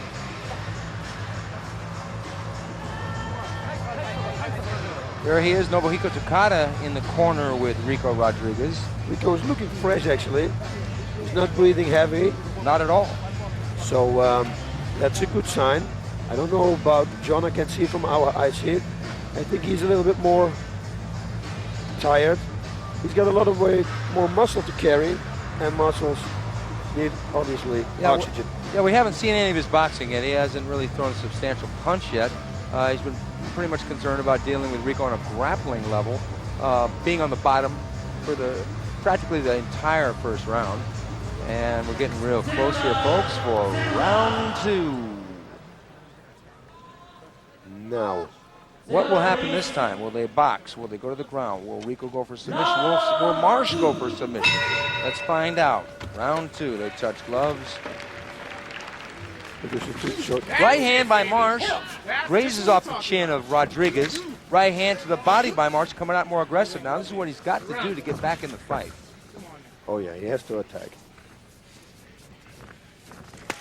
Low, beautiful low kick there by Rodriguez. That was a good one. You have to watch out. That's what I wanted to say. And that was a hard shot. He feels it. Oh, he's going for the takedown. That means he really feels it. Yeah, he doesn't want to stay on the outside now because he felt that punch. Oh my God, you saw the sweat spinning off. That's it. Marsh trying to stack down low so that Rico can't get another takedown. If I was Marsh, I would to do anything in my power now to get out of that grip. Just do whatever you want. Yep, this is good for Rico. Now he can continuously do it with knees. Now he should throw that right knee to the head. Should loosen up that left arm of Marsh. Do you think that Rico's going to spin around, try for an armbar? I wouldn't take the risk, you know, because they train together. He knows the ground game too, you know, and an armbar, straight armbar, is dangerous. Oh, that's very good to me there. But it's dangerous to lose the position, you know, because suddenly you're going to be on your back if he's going to escape. Rico grinding down with that right forearm across the face of Marsh, and also, if that wasn't a distraction enough, occasionally throwing that. And he's going for the mount, and Rico trying for that right knee occasionally. Marsh is open for that right knee right now. Gonna try to get your leg, huh? Is Rico thinking legs here? No. He's not going for the legs. He's just control. Very good and a very nice knee. This is what he should do, you see? Yeah, I think he's keeping this position. It might be reminiscent of Igor Vovchanchyn versus Mark Coleman. Yeah, but he needs to more distance. Again, I'm talking about distance constantly, but he's still rocking him there. I know, but not full power, you know. He should push the head down, like cross-face, with the left arm, and then try to, with your right hand, see if he can press on the jaw, because he's not doing a lot of damage right now. Let him weigh some big legs. So you think he should free up his arms underneath the arms of Marsh? Yeah, no, this is what he's doing now. Go for that. But Marsh is strong. He's got a good grip. Little side knee there, Yeah. coming down from the top. Go to the side. This is it. This is better position. I go more to the side, I would do. Well, Marsh started off strong, but now he's on the bottom, and he's taking quite a bit more damage in this round than he did in the first round from the knees. Although, as you said, it's not as damaging as it could be. So that's also very dangerous, because maybe the referee is going to see the same what we say, and then he says, hey, listen, man, you're not improving the position, because there's no way you're going to knock him out if you're going to keep doing like this. You see? And then they're going to put him up. So Rico Barra, that is a perfect thing that he does right now, going body shot. Because John doesn't see him hitting him because he covered his face. So body shot will hurt. Left shots to the liver. Actually, he can do it with his strong right hand now to the liver. There it is, right on cue, boss. Yes. He should hit, and then go for the knees. Because if he starts hit the body real hard, John has to put his hands down and protect his liver or his milk, and then go for that knee to the head. Okay, he's getting around to the side. Would he want to put his left knee in front of John Marsh's face or neck? Oh yeah, for sure, that would be great too. But get out of that hole. Now, he didn't hook his hands in there. He doesn't hook his hands anymore. Oh my God. Oh, Marsh. Oh, no, we're getting back up. He's back. Okay, Marsh whoa. Marsh is got to get busy here. And he's looking good. It's like he has a second win. Very impressive reversal there by John Marsh, getting them both back up on their feet without the restart by the referee. They're both then back into a staring contest again. 6 minutes on the clock. Here, John. Wait for the timing, huh? Set it up. This has been a good fight. A little on the strategic side, but Rodriguez has pretty much controlled the action on the ground. Nice reversal by Marsh, and a couple kicks in there by Marsh. Both men waiting. Yes. Oh my God, Rico puts his head backwards if John attacks, and that's a dangerous thing to do. Another beautiful takedown. And Rico back on top in Marsh's guard, a familiar position so far in this fight. It's a half a butterfly loose guard. Marsh won't be able to sweep Rodriguez. No, I don't think so either. Because when he reversed, Rico right away scrambled out again, and they stood both up. He's good on the ground. He should use that. He should punch. 5 minutes. Pass the guard. Get out of there. Okay, 5 minutes left. Rico Rodriguez has stated that he feels he has an advantage in this fight because he's fought in front of bigger crowds than Marsh has. And one of his goals and aspirations is he wants to be the highest paid athlete in the sport. Wouldn't we all? I want to be the highest paid, whatever, the job. Looks like he's pretty much adhering to his game plan. He stated that he wants to take Marsh down, wear him down, and then make sure he fights his fight. Armbar, I saw it, he was looking for it. But I don't believe that Marsh can submit Rico. And I think it's difficult the other way around too. Neck crank. It's beautiful to open up the guard and then pass the guard. And it looks like Marsh is defending. Yeah, and you have to open the guard because otherwise, and because of his thick neck, the neck crank is really effective on a guy like that. You open the guard. He has to open the guard because he has to release the pressure on his neck and then pass the guard. So do it again. I think he must have picked that up while training with Mark Kerr all those years. I do a lot of neck cranks like this. I like it to open the guard. This is the best way. Watch this. He pulls. He opens the guard. You see, and then try to get out. Pass the guard. That's a good strategy, boss. Yes, and do it again. Constantly doing it because he's going to get more and more tired. You can't breathe in that position. So he's there he going goes. to do it There again. he goes, boss. Yep. Okay. Yep. And he should continuously doing it. What can Marsh do to counter the move? He has to open his guard and kick his hip out, and if he's real fast, he can go for an armbar. The same way Enson and Noe did with Randy Couture. Was that from this position? Yes, it was from a neck crank. Enson was on the bottom in the guard, and Couture went for the armbar. Popped his hips out, popped him, flipped him face down, Perfect. armbarred him. Yeah, that's perfect. Got to have real fast hips to do that, though. Oh, yes. But the thing that Rico has long arms, and they're easy to catch. The longer, the better. So yeah, that's probably why Igor Vovchanchyn has never been armbarred.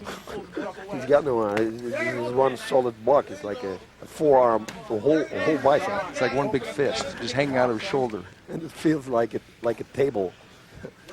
This guy is something special. It's like getting hit by a table. Oh my God! And when you hit him, it hurts like you hit a table. Yeah, so it's like a tough situation, somebody like that. Oh yeah. He's damned if you. Oh, nice double. He tried to Sakuraba there. Hey, Takara Dojo, baby. Watch your head, watch your head, watch And your then head. he goes again. Over that neck crank. Oh my God, I would go for it now. 2 minutes. Come on, body shot, body shot. Let him defend the body shot, then go for the neck. This is beautiful. Now get the neck. And then fall backwards again. It's, by the way, also a beautiful way to escape a triangle choke, if you do it like that.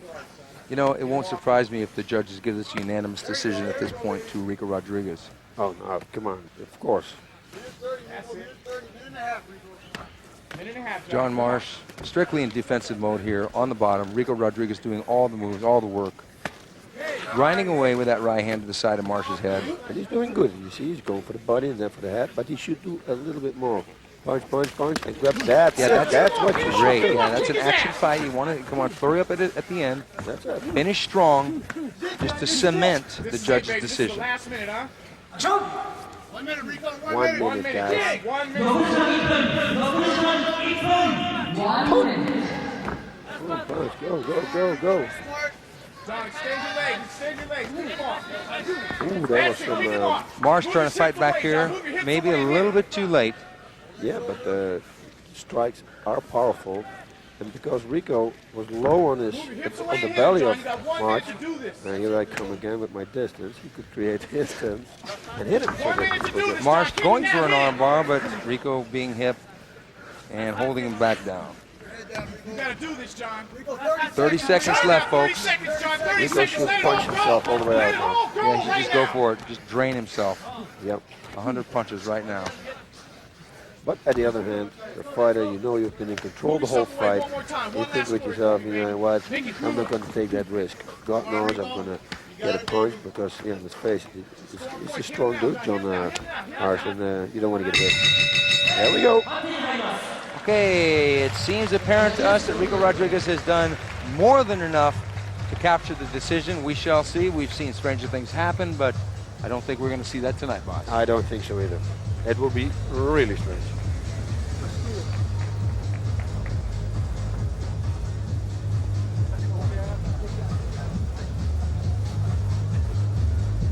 John Marsh sitting back down, contemplating what the judges will think. I wonder if he knows in his heart that, I mean, he hung in there. I mean, Rico is a tough guy, you know, going the distance to the guy.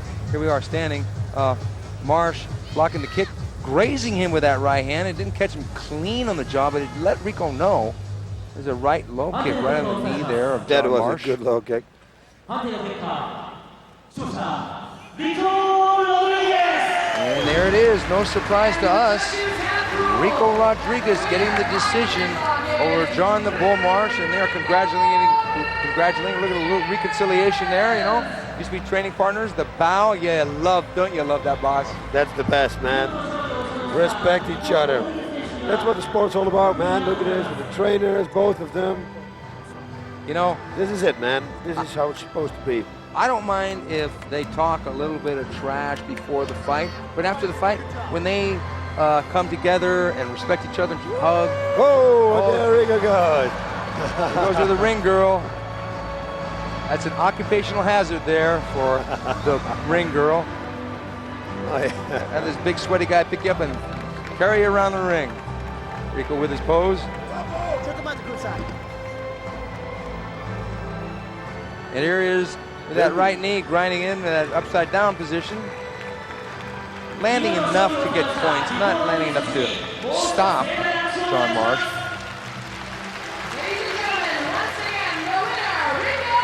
And Rico going for that neck crank here. Marsh defending, loosening the guard, as you said, boss. Cross-facing there.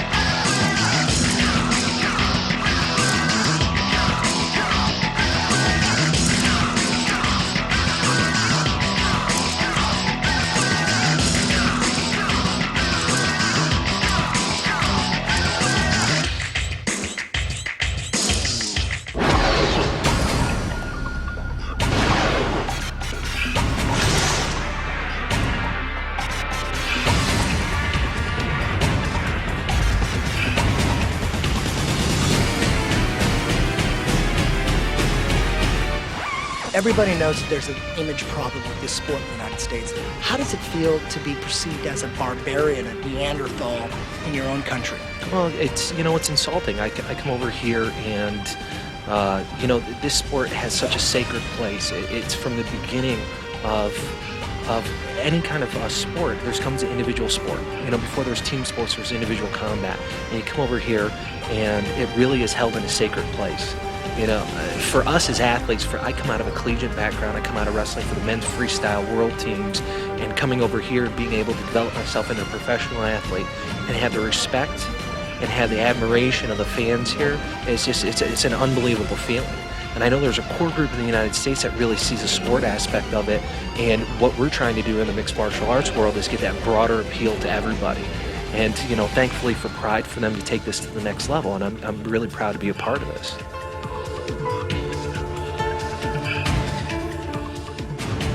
You're articulate. You're a collegiate wrestler. What makes you want to get in the ring and break people?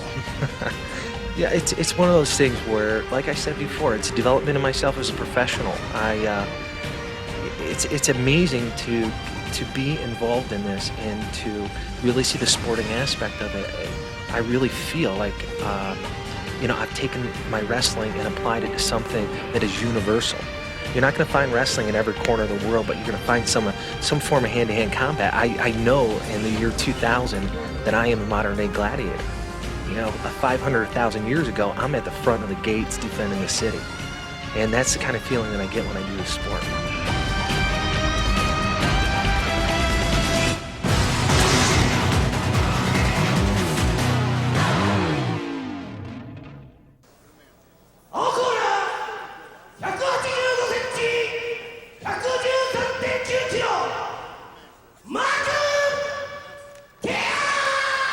There he is, Mark the Titan Kerr, 32 years old, right around 245 pounds, boss. Looking really good.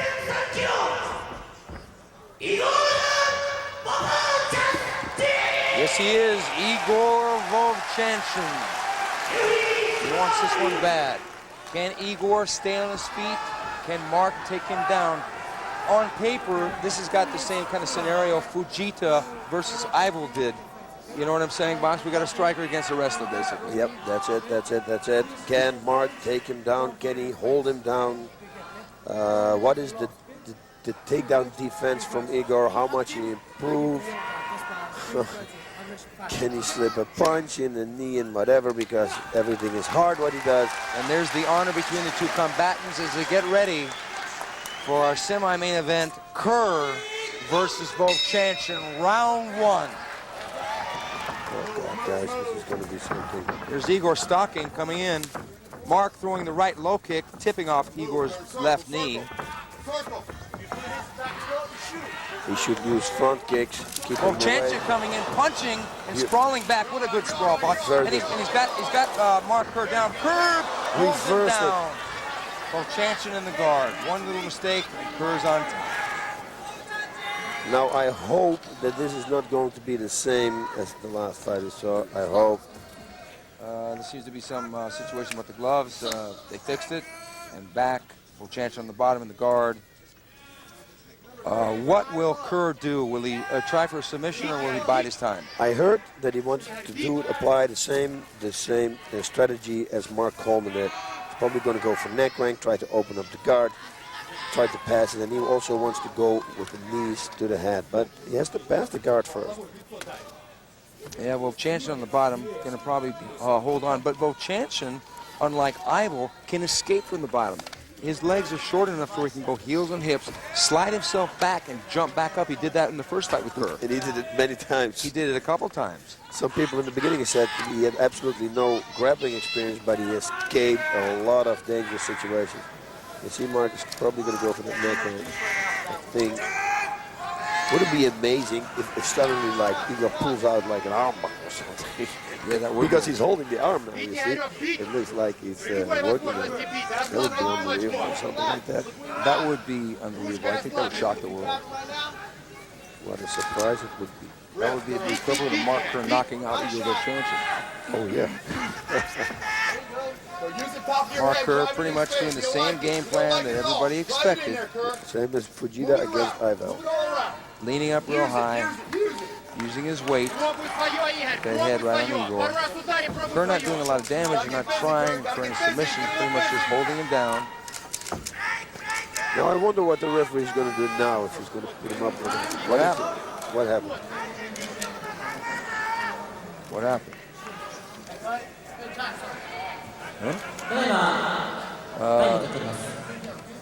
If Igor did unintentionally tap Kerr's head with a headbutt, I don't know that it could be significant enough power to look, here we go. Oh, Igor just went straight up. Yeah, it was a headbutt. He was just trying, it was unintentional because Igor was just trying to tuck in tight.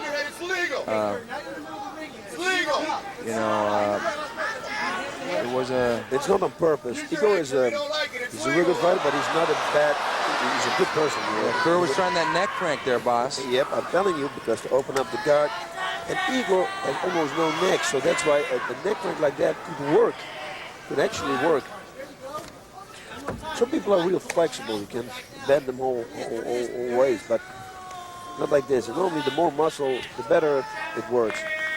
You know, I think one of the places where Igor Vovchanchyn has got a lot of power is it comes from his legs. His punching power comes from his legs. Look how big his legs are. Yeah. I mean, talk about tree trunks. Yeah, I think one more minute they have to put a fight up. Yeah, unless there's some activity, you know, some kind of an attempt for a submission or something.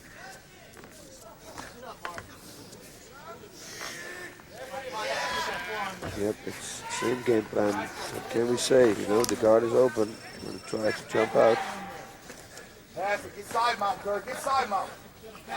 That's it. I hear Cole saying, or Rico, go for the side mount. And that's exactly what he should do because he's real dangerous from the side mount. The first time I saw him fight was in Sao Paulo. He fought also an 8-man tournament.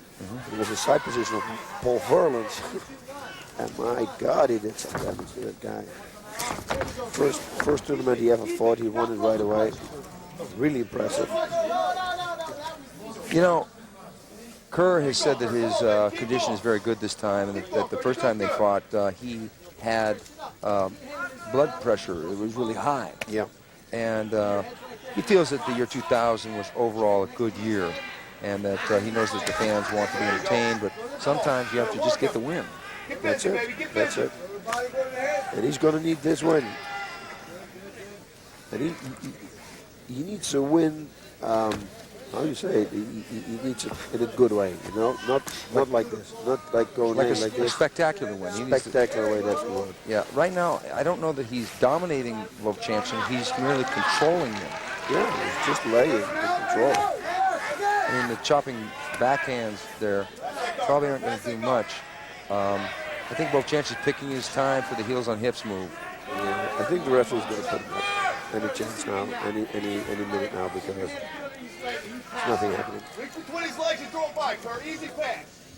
Yeah, because this is, you know, people are going to think, okay, do we want to spend money to watch two guys lay on the ground? That's why, man. It's sometimes reality and the things that they don't go together. Nothing happens, put them back up. Okay, we're halfway through round one. Kerr on top in Igor's guard. Igor defending, Kerr landing a couple chopping shots every once in a while. A hard round to score. I guess you would have to say Kerr was on top. He got the takedown, so he would be in control of the fight. Yeah, but I think when you don't really do anything, they should make it a draw, like the first one. Yeah, I think so too. If this went 2 rounds like this, it probably will be a draw. Yeah. But this is what he should have done right away. But look at Igor's guard. That was really nice because Kerr can pass a guard, and he did not pass Igor's guard. He had every opportunity, but Igor popped that leg right under, got the guard again. Yeah, but he did it. He passed the guard, got sloppy. He thinks, oh, he has it, and then lets him pass again. I mean, he got real good grappling abilities, wrestling abilities. He should pass it and keep maintaining that position. You know, right away he forgets it. It's too bad. He really should go for side position. You know, really should go for it.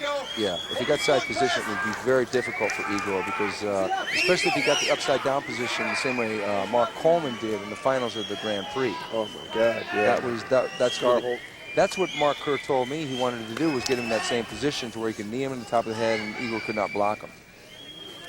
But so far he's not quite there. Up, there we go with a stand up. Yeah. Now this is where Igor's going to be dangerous. Yeah, they're going to receive a yellow card or what for stalling too because it's... Okay, no yellow card. And here we go. We know what Igor's going to want to do. He's going to want to throw that right hand. Kerr looks a little bit slow on his feet right here. Yep. But it's always like I said before, when you go from grappling, standing up again, it's an awkward feeling. It's strange.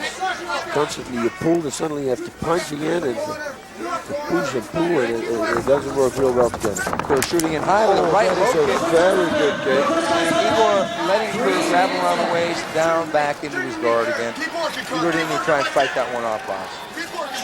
Oh, this is not good. March and neck rank, go past the guard, go. Yeah, every time we say the same thing, but there's nothing else we can say.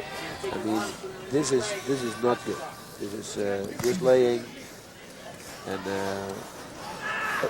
pretty much don't want to fight. Well, it's maybe there's people that fight to win and people that fight not to lose. Oh, hey, I can understand it. I'm not saying I don't understand it, but I mean, if you come to fight, come fight. You want to fight. You want to entertain the people. You know, the people are here to see you fight. They're not here to see somebody laying it up. You know, they want to see some action. So, and he's got the ability, so why doesn't he do it? Well, there's an attempted knee to the tailbone of Vovchanchyn by Kerr. He really didn't have anything on it, but he's busy. and he got the takedown again. That's it. Oh no, he's going to win the fight like this. That's no question about it. But if it's what the audience likes, at the end of the day, do you really want your fans like that? Your fans want to cheer, you know? Spectacular. You see Sakuraba flying around, doing all the time new things, you know? Like constantly like this, it's not good. We just saw Fujita doing it, you know? The people don't like it. You hear the people booing. I have to say that almost never happens in Japan. I never hear that. You see everybody starts booing now. Yeah, they're really getting restless. They're really not happy with this. You know, even though Kerr has said that he, you know, wants to be entertaining, but sometimes he just wants to get the win. This guy's got to put some pressure on him. But I don't think someone like Kerr is going to feel the pressure. He's just going to do what he takes to win. I don't know that this boosts. If getting a win like this, unless you're a Japanese superstar like Fujita, isn't really going to boost your stock as a draw. Yeah. No, this is, it's not a fight. It's like the last fight, it's not a fight. And it's not Igor's fight. No, yeah, it's just stalling. That's what I said. My beautiful rule, I said, if somebody uses it, takes you down, he doesn't use that takedown, they should count it against him. Because why would you otherwise take somebody down? Because you're afraid to get hit standing up, and then once on the ground, well, and you're stalling. Why? Because you're afraid to get submitted, or you're afraid to get hit? No, that's not a fight. Okay, we're in the last 30 seconds of round one. Kerr's been on top. Kerr has controlled the fight. He hasn't landed really anything significant as far as strikes. There was the unintentional headbutt by Vovchanchyn early on, and it's been Vovchanchyn with a closed guard and with a loose guard. They did have the one restart, but Kerr got the easy takedown again. And that's it. That's it. Nobody's going to stop Kerr from taking him down. He's way too good at it. Yeah, Kerr is all about takedowns. There's his coach, Bob Carmel. He's a Muay Thai veteran. You see Kerr, there's Rico Rodriguez in his corner also. Vovchanchyn there. Not a terribly exciting first round, boss. No, absolutely not. I mean, sometimes, you know, Kerr's a good friend of mine, but there's are things you can say and you can say, and it really is not. He has to do something spectacular. He has to do something that the people like. He has to work what Mark Coleman did. Pass the guard, go for something, boom, finish off. You know, sometimes there's a huge division between pro wrestling and, okay, here's the replay. Vovchanchyn trying to nail him with the right hand, does a good sprawl, but then he maneuvers around, tries to get Kerr's back, but unfortunately it's not a good move because Kerr gets the leg and piles him down with a double leg, and then almost got side control, but Igor gets that guard. What I was saying is that you can see the difference between pro wrestling and sometimes real mixed martial art fights. Sometimes the real mixed martial art fights, people just try to fight to win and not do it spectacularly, and then wonder why pro wrestlers get paid so much and why it's so popular. It's obvious that a home buying audience, they want action. I tell you one thing, if you're going to have more fights like this, people are not going to show up anymore. And that's the point of why other organizations they're going to put suddenly rounds in, because you got more stand-up. Because that's reality. People want to see action. It's like two boxers who don't do anything. Everybody's booing after 1 minute already. You know? I mean, you come here to fight. Bottom line, fight. Okay, here we go, second round. Ukraine versus USA. Vovchanchyn pictured right there against Mark Kerr. Round two. They touch gloves. Vovchanchyn's got to use movement. He's got a good sprawl. And he's got to stand back up if he sprawls. He can't hook around. He can't try to get Kerr's back like he did before. Kerr's going to set up his takedown with those kicks. He's not going to try to hurt Vovchanchyn. He's just going to shoot right in. And Vovchanchyn knees him. And down into the guard again. Here we are again. Vovchanchyn's going to get busy, though. Vovchanchyn knows he probably lost that first round. He's got to really start to get busy. Now, one thing I like about Igor is he's got this way of throwing a punch around behind your head and hitting you in the ear with his knuckles. And it doesn't look like albatross, but this guy hits like a truck. Even those little punches. He's going to work this. He's going to work this. I hope he's going to punch when he's punched, and then hopefully it's going to be a draw and it's going to be a 5-minute overtime. Yeah, I think that what Igor can do here is start to try and soften Kerr up with some punches, get him distracted with the heels and hips, push himself back. The problem is that Kerr's not expending a lot of energy, so Kerr can pretty much just hold him down here forever. Yeah, if Vovchanchyn, which what you said, skipping hips, blah, blah, blah, it's going to cost Kerr a lot of energy too, and he's going to spoil energy, you know, and then that's the time for Igor to take over and try to escape. But it's going to be pretty much the same, and I hope this time the referee will put it up faster. So there's absolutely no damage. Come on, get busy, baby. And just a lot of moving for position. I don't really see that one man is trying for anything special right here. Now Kerr did try for a strike there, and he's stacking up high. It's like something almost was going to happen. Yeah, like he was going for a leg lock. It looked like a little bit. That's strange. I don't know if that's a smart move. It's a spectacular move. So you see some action. This has been a lot different than the first fight. The first fight, you know, Kerr actually made the mistake of trying to stand up with Igor at first. Yep. Tried to kickbox with him, and Igor knocked him down once. And then he decided to take him down, took him down, but Igor was able to escape. This is where the conditioning became a factor for Kerr. Obviously, in this fight, conditioning is not a factor. So it's been all Kerr's fight on top in the guard, not worried about passing the guard, not worried about going for a submission. Just keeping control. Do you think that the judges will rule this a Kerr victory or a draw after another round like this? I would say a draw. I would say a draw. I would have to agree with you, boss. Yeah. Because just because you're on top, I mean, that's one of the principles of Brazilian Jiu-Jitsu. Not that Igor's anywhere near a Brazilian Jiu-Jitsu stylist, but the Brazilian Jiu-Jitsu concept is if you're on the bottom, doesn't necessarily mean you're losing the fight. Yeah. Now, Vovchanchyn hasn't really sustained any damage from strikes. He hasn't been anywhere near being submitted. He has pretty much only defended, but Kerr has basically just kind of moved around and not done anything other than control the fight. The guard is open, he can escape it.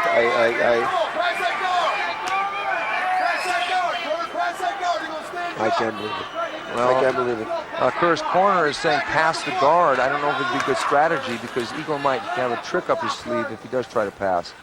No, well, what trick? I mean, Mark is so good in wrestling. He passes the guard even when Igor's going to try to stand up. Mark will take him down again, but at least he's trying. You know, doing something. And God knows it works. You know, he passed it before he went to side position and then right away gave it up again. But I mean, you can try again. There's no. That's a nice little backhand there by Kerr coming straight down.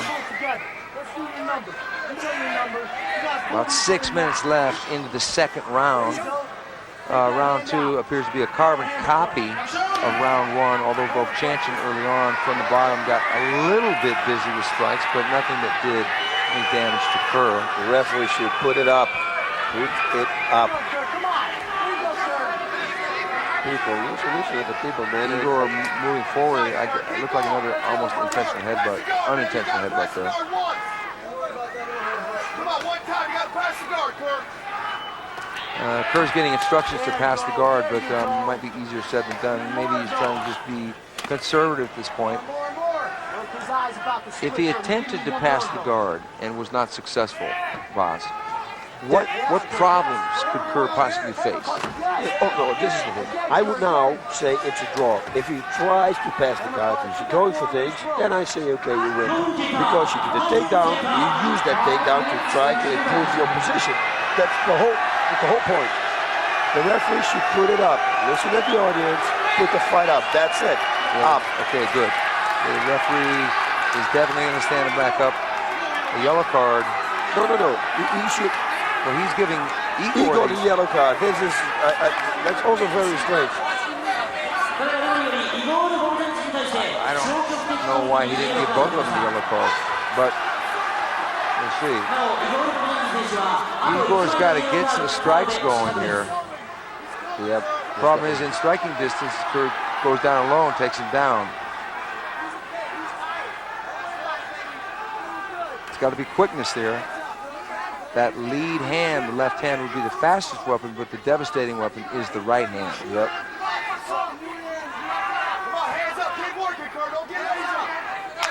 They both still look pretty fresh. Kerr's got to shoot in, take the takedown. Igor coming in. Oh, nice right uppercut by Vovchanchyn. Vovchanchyn's falling back. Vovchanchyn's controlling. Don't make a mistake now. Okay, now don't make. Okay, now he's got Kerr's back. Could be a different fight. Now, Vovchanchyn's starting to land that right uppercut and that right hand.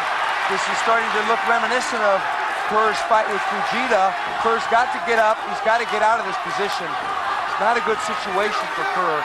But Vovchanchyn's got to be careful because if Kerr tucks and rolls... And he's going for an armbar. Going for a Kimura. Vovchanchyn's got to be real careful. And Kerr is strong. But if he doesn't get it and uses the energy... Vovchanchyn looks like he's in some pain here. Kerr's got that left leg. Vovchanchyn isn't in trouble now. He's out. A lot of energy used there. Vovchanchyn's got to go under with that uppercut. Yep, that's what he's going. He's going to go under the armpit also. Going through that. He's got Moses. He's got about 3.5 minutes. Mark has to escape this. Okay, Mark stands back up now. Igor, come on. This was. Oh, he threw that helmet. Oh!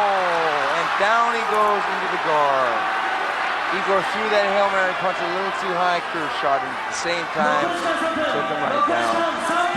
But this way, it is a draw. It's a draw. Definitely. Unless Kerr does some damage here, this definitely will be a draw. And this will go to overtime unless, as we said, Kerr really tries to apply a submission or starts to land some strikes. It got exciting there for a while. It got real exciting, but you hear the people, you know, and at the moment he falls back in the guard. Oh, because they're going to see the same thing. You have to pass, Kerr. Well, it's a smart game plan for Kerr to do this because if anybody that watches the highlight clip, look. Now he's trying to pass the guard. Now that's this is very good. Now this is what he should do. That's keep good. the play. Now it's going to be dangerous for Igor. And Mark is strong with everything. Look, now he's going to do it. He's got that left knee. If Mark were smart, he would throw that left knee, but Igor's getting ready to block that. But Mark's got his hand pinned down. If he cocks the left knee, Igor will try and defend that. He's going for the armbar. He's going to go for arm locks. He's got 2 minutes. He's going to go for a key lock. And he needs something spectacular. He needs it. Otherwise, it's going to be a draw, I think. And he's got the power, he's got the tools, he just has to do it, There's only a minute left, let's go! Look, now he should go for the Kimura. The reverse figure four. Let's go, win this round! Doesn't have to be to the head, there you go! One more time! Again, Kerr, again! Okay, we're getting close down to 1 minute here. Kerr on top. And he's going for the mount, and Igor defends and gets half guard. He tried for the mount, and Igor grabbed that leg. Now, if Igor gets the guard again, then we're back into a stalemate. He should have stayed on the side, and he should have went for the right knees when he was going to the liver of Vovchanchyn. That's what he should have done. Okay. Okay. Getting a lot of instructions, but he's not really doing anything. He's not listening at it, and it's totally right. Get the key lock, get the key lock. You can do it. You can do it. He simply has to grab the hand and do it. Well, you can grab over with your left hand, grab Igor's left hand, and go for it. Yeah, not now. Less than 1 minute left here, and he's going for it, but it's a little bit too late. Looks like we're going to have to go. 30 seconds left. We're going to have to go to a judge's decision. A close fight. It's probably going to be a draw here. Get the full mount. It's a little bit too late. Yeah, and get the figure four. This is what he should do. There we go. With the key lock, it's too late. Igor's going to get his way out. He got his way out. Yep. Igor got full guard here, so that's a good plus for Igor. And that's the end of the fight. Oh, yes. We don't know for sure. There's the respect, but were there any surprises there, boss? No surprises, sir. No surprises at all. No, there weren't. I say draw. In my book, a draw too. In my book, a draw, boom, 5 minutes extra, that will be great. Okay, here's People the replay. Kerr going for the Kimura. Vovchanchyn defending. Vovchanchyn is strong too. Vovchanchyn looking like he's in a little bit of pain there, really having to fight to get out of that. That is his left arm, and him getting out of position by scooting over and then getting Kerr. Now, Vovchanchyn did some good work here. If Kerr won the first round, or if it was close, then this equally had to be close. Yeah.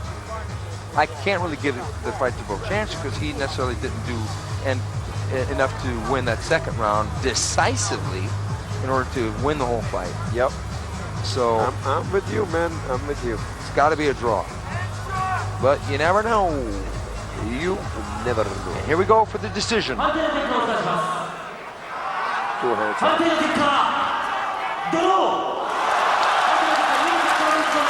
There we go. 5 minutes again. Okay, we got the 5-minute overtime, folks. The fight has been ruled a draw. We do go over to overtime, and this is do or die time. Both fighters know that there's a lot at stake here. Both men jockeying for position. Both men at the top of the sport, basically. Both men, in the top 10, maybe even top 5, depending on your rankings. Can Kerr take him down? Can Igor land the shot? We shall see. There is a little bit of drama here, boss. Prediction, boss, what's going to happen? Oh, I don't know. Listen, man, Kerr's got the best takedowns. I mean, it's difficult to stop a takedown from Kerr, even when he's tired, but he had more problems with it at the end of the second round. So we don't know, but he's got already a lot of rest now, so he will be fresh. Igor's going to try to do anything in his power. He's probably going to unload, which he has to do, because otherwise he's going to lose the fight. And Mark Kerr, now you see, now at this point, I can really understand when somebody's going to stall for the last 5 minutes, but not in the beginning. But now I say, okay, it's a thing. You know what? If I do now the takedown and I stall, okay, boom, I'm out. Well, but is it possible that Vovchanchyn can stop Kerr? It is possible because he did it. He just did it before, but only Kerr right now is rested, man. It's 5 minutes ago, so he's fresh. So I don't think that he can stop it right now. Yeah, he does look really fresh. It looks like his conditioning is maybe at an all-time high for this fight. Oh yeah, he probably got his second win now, so it's going to be difficult for Vovchanchyn. Second down. Okay, here we go. The draw round, Vovchanchyn versus Kerr. Touch gloves. This is the ultimate chess match, folks. Two of the top heavyweights in the sport, head to head. The puncher versus the super grappler. Kerr still looks real agile. Oh yeah. He's about 10 to 15 pounds lighter than he was in the first fight. Yeah, and it's better. You see his stamina is way better. Good right hand by Vovchanchyn. Kerr's in trouble. He landed 2 big right hands.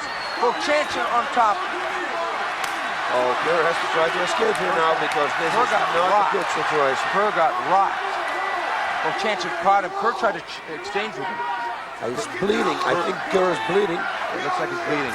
Yes, this is it. Get up. Vovchanchyn's got to get Vovchanchyn in control here. He's got to throw that right hand. He's got to really. If I were Vovchanchyn, I would stand back up right now. I don't know. If I was him, I would stay there and just hit like he's doing now and try to hit under the armpit, things like that. And Mark should get out of this situation right away. Yes, he's bleeding.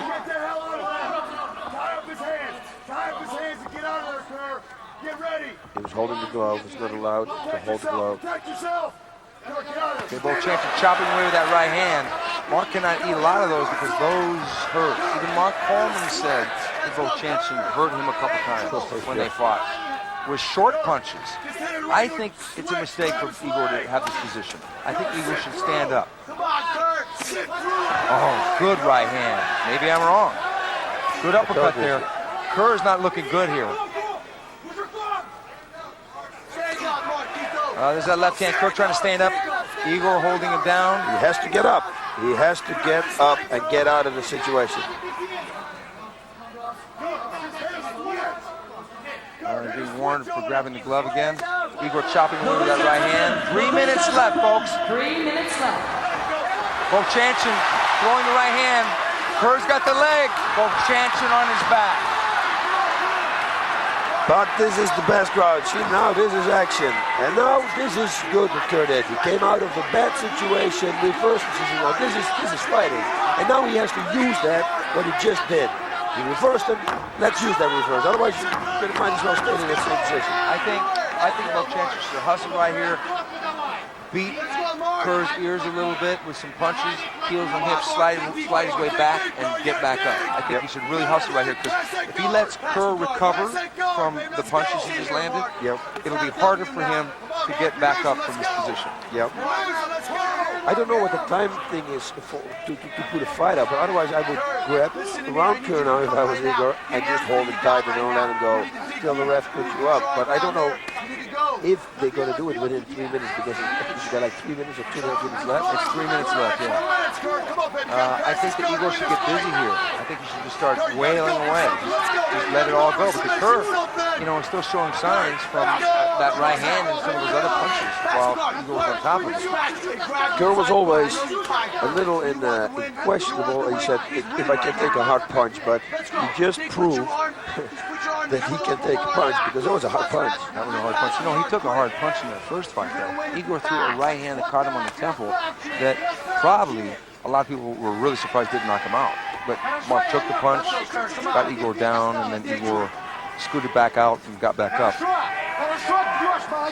Unless Kerr does a significant amount of damage or tries something, would you have to give the round to Vovchanchyn because of the flurry and because of the position? Yeah, this is going to be like another draw, but I don't think that's a rule, right? No, this is it. Hey, we got 1 minute left. They have to put the fight up there. We got 1 minute left. And another stalemate. Igor chopping away. Oh, this is a tough one to be a judge on, boss. That's why I never want to be a judge. Trust me, I don't want to be a judge. Because you always make the wrong decisions, or people hate you for it. And no. Let me sit here, talk a little bit, speak my freedom of speech. People can hate me for that, but I don't care about that. Yeah, judges, it is a tough position, especially if it's like a hometown guy. But fortunately, both these guys are not from Japan. But still, you want to do the right thing as a judge. And what's your perspective? I mean, you judge on the last round, the overtime round. Now, who did the most damage? Vovchanchyn did. Vovchanchyn did. For sure. Kerr got him back down. He's in the guard, but what does that mean? Yep. Doesn't mean anything because he was 20 minutes in that position. Okay. I would probably give it to Vovchanchyn. I would give it a draw. But no, maybe also Vovchanchyn. Maybe also Vovchanchyn because he did the most damage. He acted, he went for the fight, he looked for the fight. It was the more of the aggressor one. And that's the thing about Vovchanchyn. It just takes that one punch to turn the fight around. And that's got to be a scary thing when you're across the ring from a guy like this. So you know that if that guy just tips you with that right hand. Here we go. There it is. Oh, there it is again. And that really caught Kerr. That was right on, Mark Kerr can take a punch because that was right on the jaw. On the nose, on the nose slipped to the jaw. That's why his nose started bleeding right away. I got to give it to Vovchanchyn on that, plus on his rear control. And here we go to the judge's decision.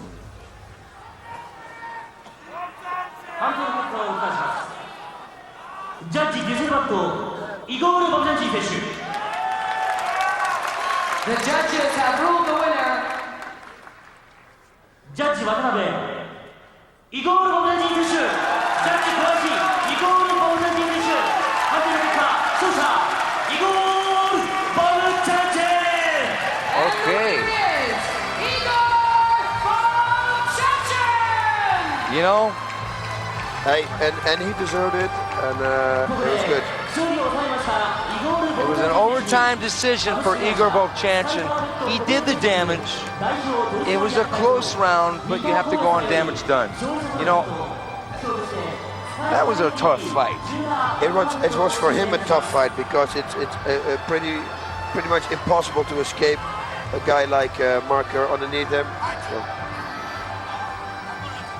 There was a bit of an accident. Can you explain the situation with your brother Ryan?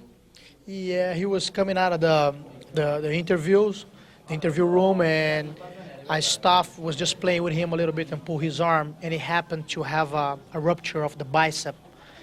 But everything's fine. The boy can overcome that easy. Why do you think Sakuraba has been so successful against the Gracies? What is it about him? O que você acha que o Sakuraba tem tanto sucesso contra os Gracies? Ele é bom lutador. He's an exceptional fighter. Tem uma técnica boa. A very good technique. E muita sorte. And very good lucky man. Very lucky man. Good evening, Japanese friends. I'm Renzo Gracie. My brother Ryan Gracie was practicing very hard to defeat Mr. Sakuraba here on this ring tonight. He's ready to fight with the Gracie's pride. He hurt his right shoulder 2 days ago, and Pride official doctor and the Dream Stage company gave him a big disapproval of the fight tonight, according to Pride rule. But we are the Gracies. We cannot follow these instructions, and we cannot accept and understand what they're offering us. Because of this, there is no problem for Ryan to fight tonight. Although he has a very bad injury, for us Gracie's family, fight is not just a fight. It's a duel for our pride and our life.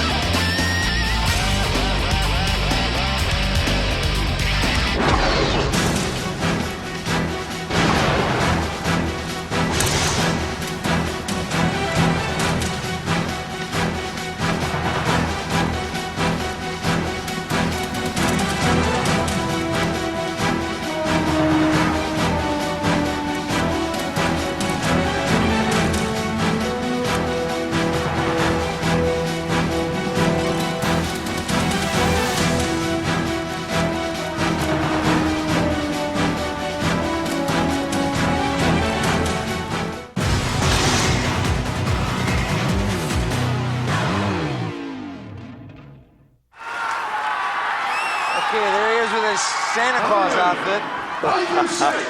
He's even got presents. The night match consists of one 10-minute round.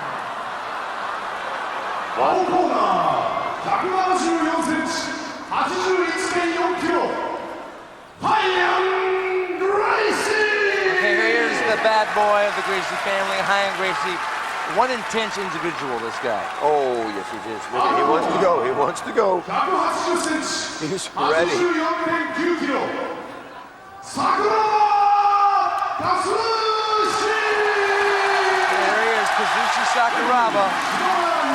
The only man to defeat not one, not two, but three Gracie families. He won on a referee stoppage over Hoyler Gracie. He forced Hoist Gracie after an epic hour-and-a-half battle to his corner, threw in the towel, and he broke Ryan Gracie's brother's Henzo's arm in the Return of the Warriors show, and that's what prompted Ryan to jump in the ring and challenge Sakuraba. Ryan wants right at Sakuraba. He really wants to fight. He's here to fight. Now let's see if he has effect on the unbelievable Sakuraba. Sakuraba going for that high kick. Does Ryan want to take him down? Ryan's coming out with a lot of energy here. It's going to be one round of 10 minutes, so. Ryan just walked right into a kick. And, you know, it was a single leg takedown. Now, this is not a position he wants to be in because this was the same position that Henzo got his arm broken. And we saw this position many times also in his fight against Hoist. You know, it used to be a thing where if you gave your back to a Gracie, it was over. They sink the hooks, go for the choke. But Sakuraba has figured out a chink in that armor, and he gives his back outright to these guys, and then he goes for the Kimura lock, and he tries to break it loose and spin around. Hyan knows this. Kind of a fancy hairdo there, huh, boss? Oh, yes. He's much improved because last time it was only one color. He's going really fashionable now and has 2 colors. Yeah, that really improves his fighting game, I would have to say. Yeah, I only hope, because this is not unlike the fight against Hoyce. This has a time limit, and I want to see action. That's what I want to see. Well, Sakuraba said that he did not train so hard. He had a lot of things to do. And he did say that Hyan Gracie is nothing special and that his motivation is the same. You know, he said he might swing a chain in the ring and try and scare the spectators and scare Hyan, but I guess he opted for the Santa Claus outfit and the bag of toys. Yeah, but he didn't give the toys away. Maybe he's going to do it after, because I really would like to have toys. Okay. Okay, great. Very good. Thank you, Lord. Yeah, because nothing was happening. No. Hyan's got a lot of skip in his feet, you know. Yeah, he has to watch out for the high kick. Even. Yeah. And loaded inside. Oh, nice kick by Hyan. Hyan is coming out. He is here to fight, and that's a good thing. Oh, nice left hand by Sakuraba. Hyan shooting in hard. It's a hard shoot, boss. Sakuraba has said that he is fed up with the Gracies, always sending another family member to try and beat him. Listen, that's what he said. He is on top of the world. He did it. Nobody else who did it. Beautiful. He's a good fighter. I respect this guy a lot. You know, Hyan Gracie got here 2 weeks ago. Oh, nice takedown there by Hyan Gracie. Gets the back of Sakuraba, but doesn't want any of that. It's unbelievable. It's like the floor is hot or something. There's no way you can take him down. And if you take him down, it's like a second. Now, see, a lot of other fighters should really watch Sakuraba to know how he deals with the ground. And how when he gets taken down, he just pops back up. As I was saying, Hyan Gracie got here 2 weeks ago, and because he wants to get over the jet lag so he can be 100% ready for this. And he said that he's going to submit Sakuraba, and that's it. We have to see. Wait and see. Too bad again, and it's only 1 round. I want to see action. I want to see action. Let's close this evening with a spectacular fight. Well, so far, it has been a pretty action-packed fight compared to some of the other lay and pray matches. You know, Hyan said that he feels that Sakuraba is one of the best and that his key lock and kicks are good and he's a complete fighter. But he says that he feels that he is better than Sakuraba at arm bars. Yeah, we have to see. And can he catch Sakuraba with an arm bar? They have to move. They have to do something. Yeah. Okay, this is better. Oh, this is not good. This is not good. Neck crank. Neck crank. That's a nasty neck crank. If he gets the hooks in, I don't think he's going to try and... No, he's going to try to put him on his dragon crank. Oh, that's a lot of pressure, boss. Oh, yeah. If he bent his head, now back up. Let him out. I should have tried, if I was Sakuraba, use that neck crank to throw Ryan on his back. It's a good real close. It's a good one. You know, I got to respect Hyan for getting in here with the injury. I really have to respect him for that. To me, that shows a lot of guts. There he goes, knees to the liver. We should continuously doing this now. You know, Hyan Gracie is you can hear it here. Yeah. But he's actually pulling him, see that? Hyan Gracie, in a way, is in a no-lose situation here. If he loses the fight, he had the injury. If he wins the fight, then he beats Sakuraba. So he can't lose. Yep. Either way. I know. He's in a bad position right now. Oh, he's in a horrible position right now.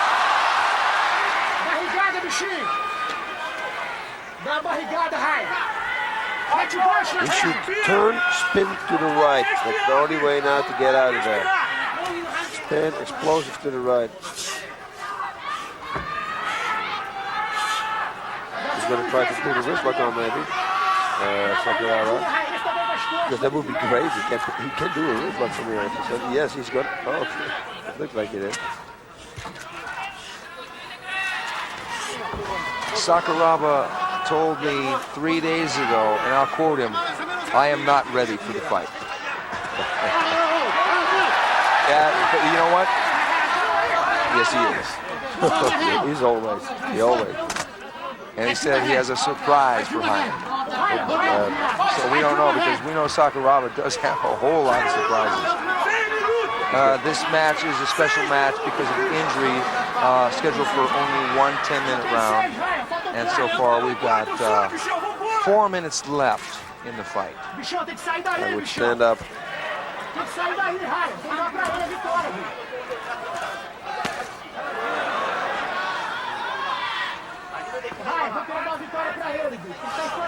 Ryan's holding on to that arm. Yeah. I wonder how. That's he's a heavy. Ryan is fast. You know, I like Ryan. Oh yes, he's like a wild dog here. I really, you gotta love the guy. He's doing great, man. You know, this guy's an action fighter. He really is. I mean, he proved that against Ishizawa, and he's proving it against Sakuraba. He's making this into a fight. Yep, he's here to fight. Oh, not good. He's got his arm around the rope. They got to really make him release around the rope. He's got to release that arm around the rope. That's yeah, because Sakuraba's just going to go for that Kimura if he goes for the takedown. Not a good position for Hine. Oh, not good. Not good. As soon as he releases, it's the submission. I hope he doesn't hurt him. It's for luck. He gives the look to the camera. This guy is the most. To me, Sakuraba is a genius at entertainment, submissions, and fighting style. He is the complete package, Steven. There's got to be a lot of pressure on that right shoulder right now. Okay, Sakuraba, let it go. He's going for the turn. 2 minutes. Yeah, 2 minutes, boss. Okay. He's in control. But Hine did a good job, too. You know, Hine is doing a great job. I mean, he made. See, it takes two combatants to make a great fight. Yep. You can't just have one guy or another, or two people trying to lay and pray or something.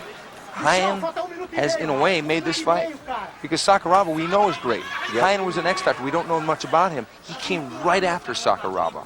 Sakuraba's been able to neutralize him and kind of control the match. But Hine, he's got a trick up his sleeve. Maybe, you know, he's got his things, you know. There's Enson. If I was Sakuraba, I would come up. Yeah, I would too. Gonna try and turn him again. Yeah, turn him and then go for something. Could turn right into an arm bar. 1 minute. Uh-oh, look at this, look at this. Oh no, he's gonna get him in a chicken wing neck cramp. He's got his arms locked. He's got to get him in position. He's got to lift him up from there, hook him fingers. He can knee him now.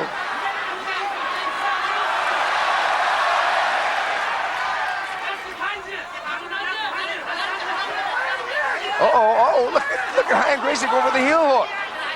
Hine Gracie going for the heel hook. He should hit him now. Sakuraba should hit him left. 30 seconds. 30 seconds left. You know, it's really too bad this is only one round. Oh. This has been a really excellent fight. He should go for toe hold. Spanking him. Unbelievable. Every fight, this guy has a trick. Every fight. You know, that's a term when a guy says, yeah, I spanked this guy because they beat him, right? But this guy literally did it. You know, that was excellent. Good fight. His shoulder his hurt. arm, you know. I'm going to have to stand up and applaud Hine Gracie. I really am. I'm really going to have to, because, you know, he came here, he was injured. He could have just pulled out. There would have been no main event. Oh, yes. Yeah, but he delivered. Great and you know fighter. what? In a way, it's good that it went the distance out of like an honor for the guy coming in. Yeah. You know, really. There it is. Oh, you gotta love that. The former enemies in the ring are now friends, you know, and like I said, it's a no-lose situation. I mean, the only person who could have lost if, well, Sakuraba would have, you know, got armbarred or something. That would have been a big loss. disaster. Yeah. Because you never know. I mean, I can't picture how this could be anything other than a victory for Sakuraba. Oh, yes, yes, yes. 100%.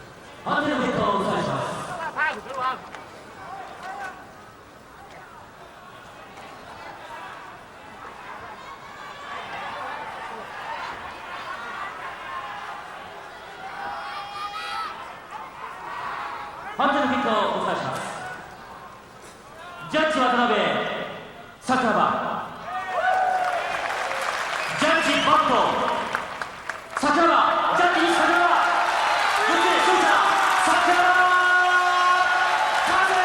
Okay, there he is. Kazushi Sakuraba getting a fourth victory over Gracie. It wasn't as conclusive as the other one because of the circumstances, but nonetheless, what is left for Sakuraba? Gracie, that's the name everybody is talking about. I think so. I think so. I think it's Hickson Gracie. It's got to be Hickson Gracie.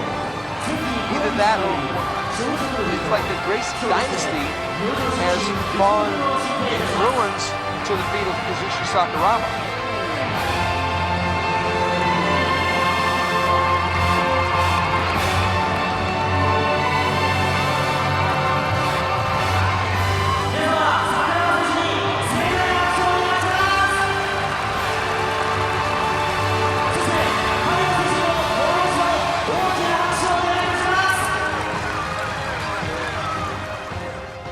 This has been another great night of fights for the Pride Fighting Championship. We saw a lot of new guns tonight. Now, boss, you liked who? Heath Herring, man, from my old club where I used to train. He was unbelievable. You know, speaking of new generations, High-End Gracie came in with an injury and made one of the most spectacular fights of the evening against the Michael Jordan of mixed martial arts, Kazushi Sakuraba. So we're looking forward to having a great year for the Pride Fighting Championships. So on behalf of Eddie Bravo, Boss Root, and I'm Steven Quadros, Domo Arigato, sayonara.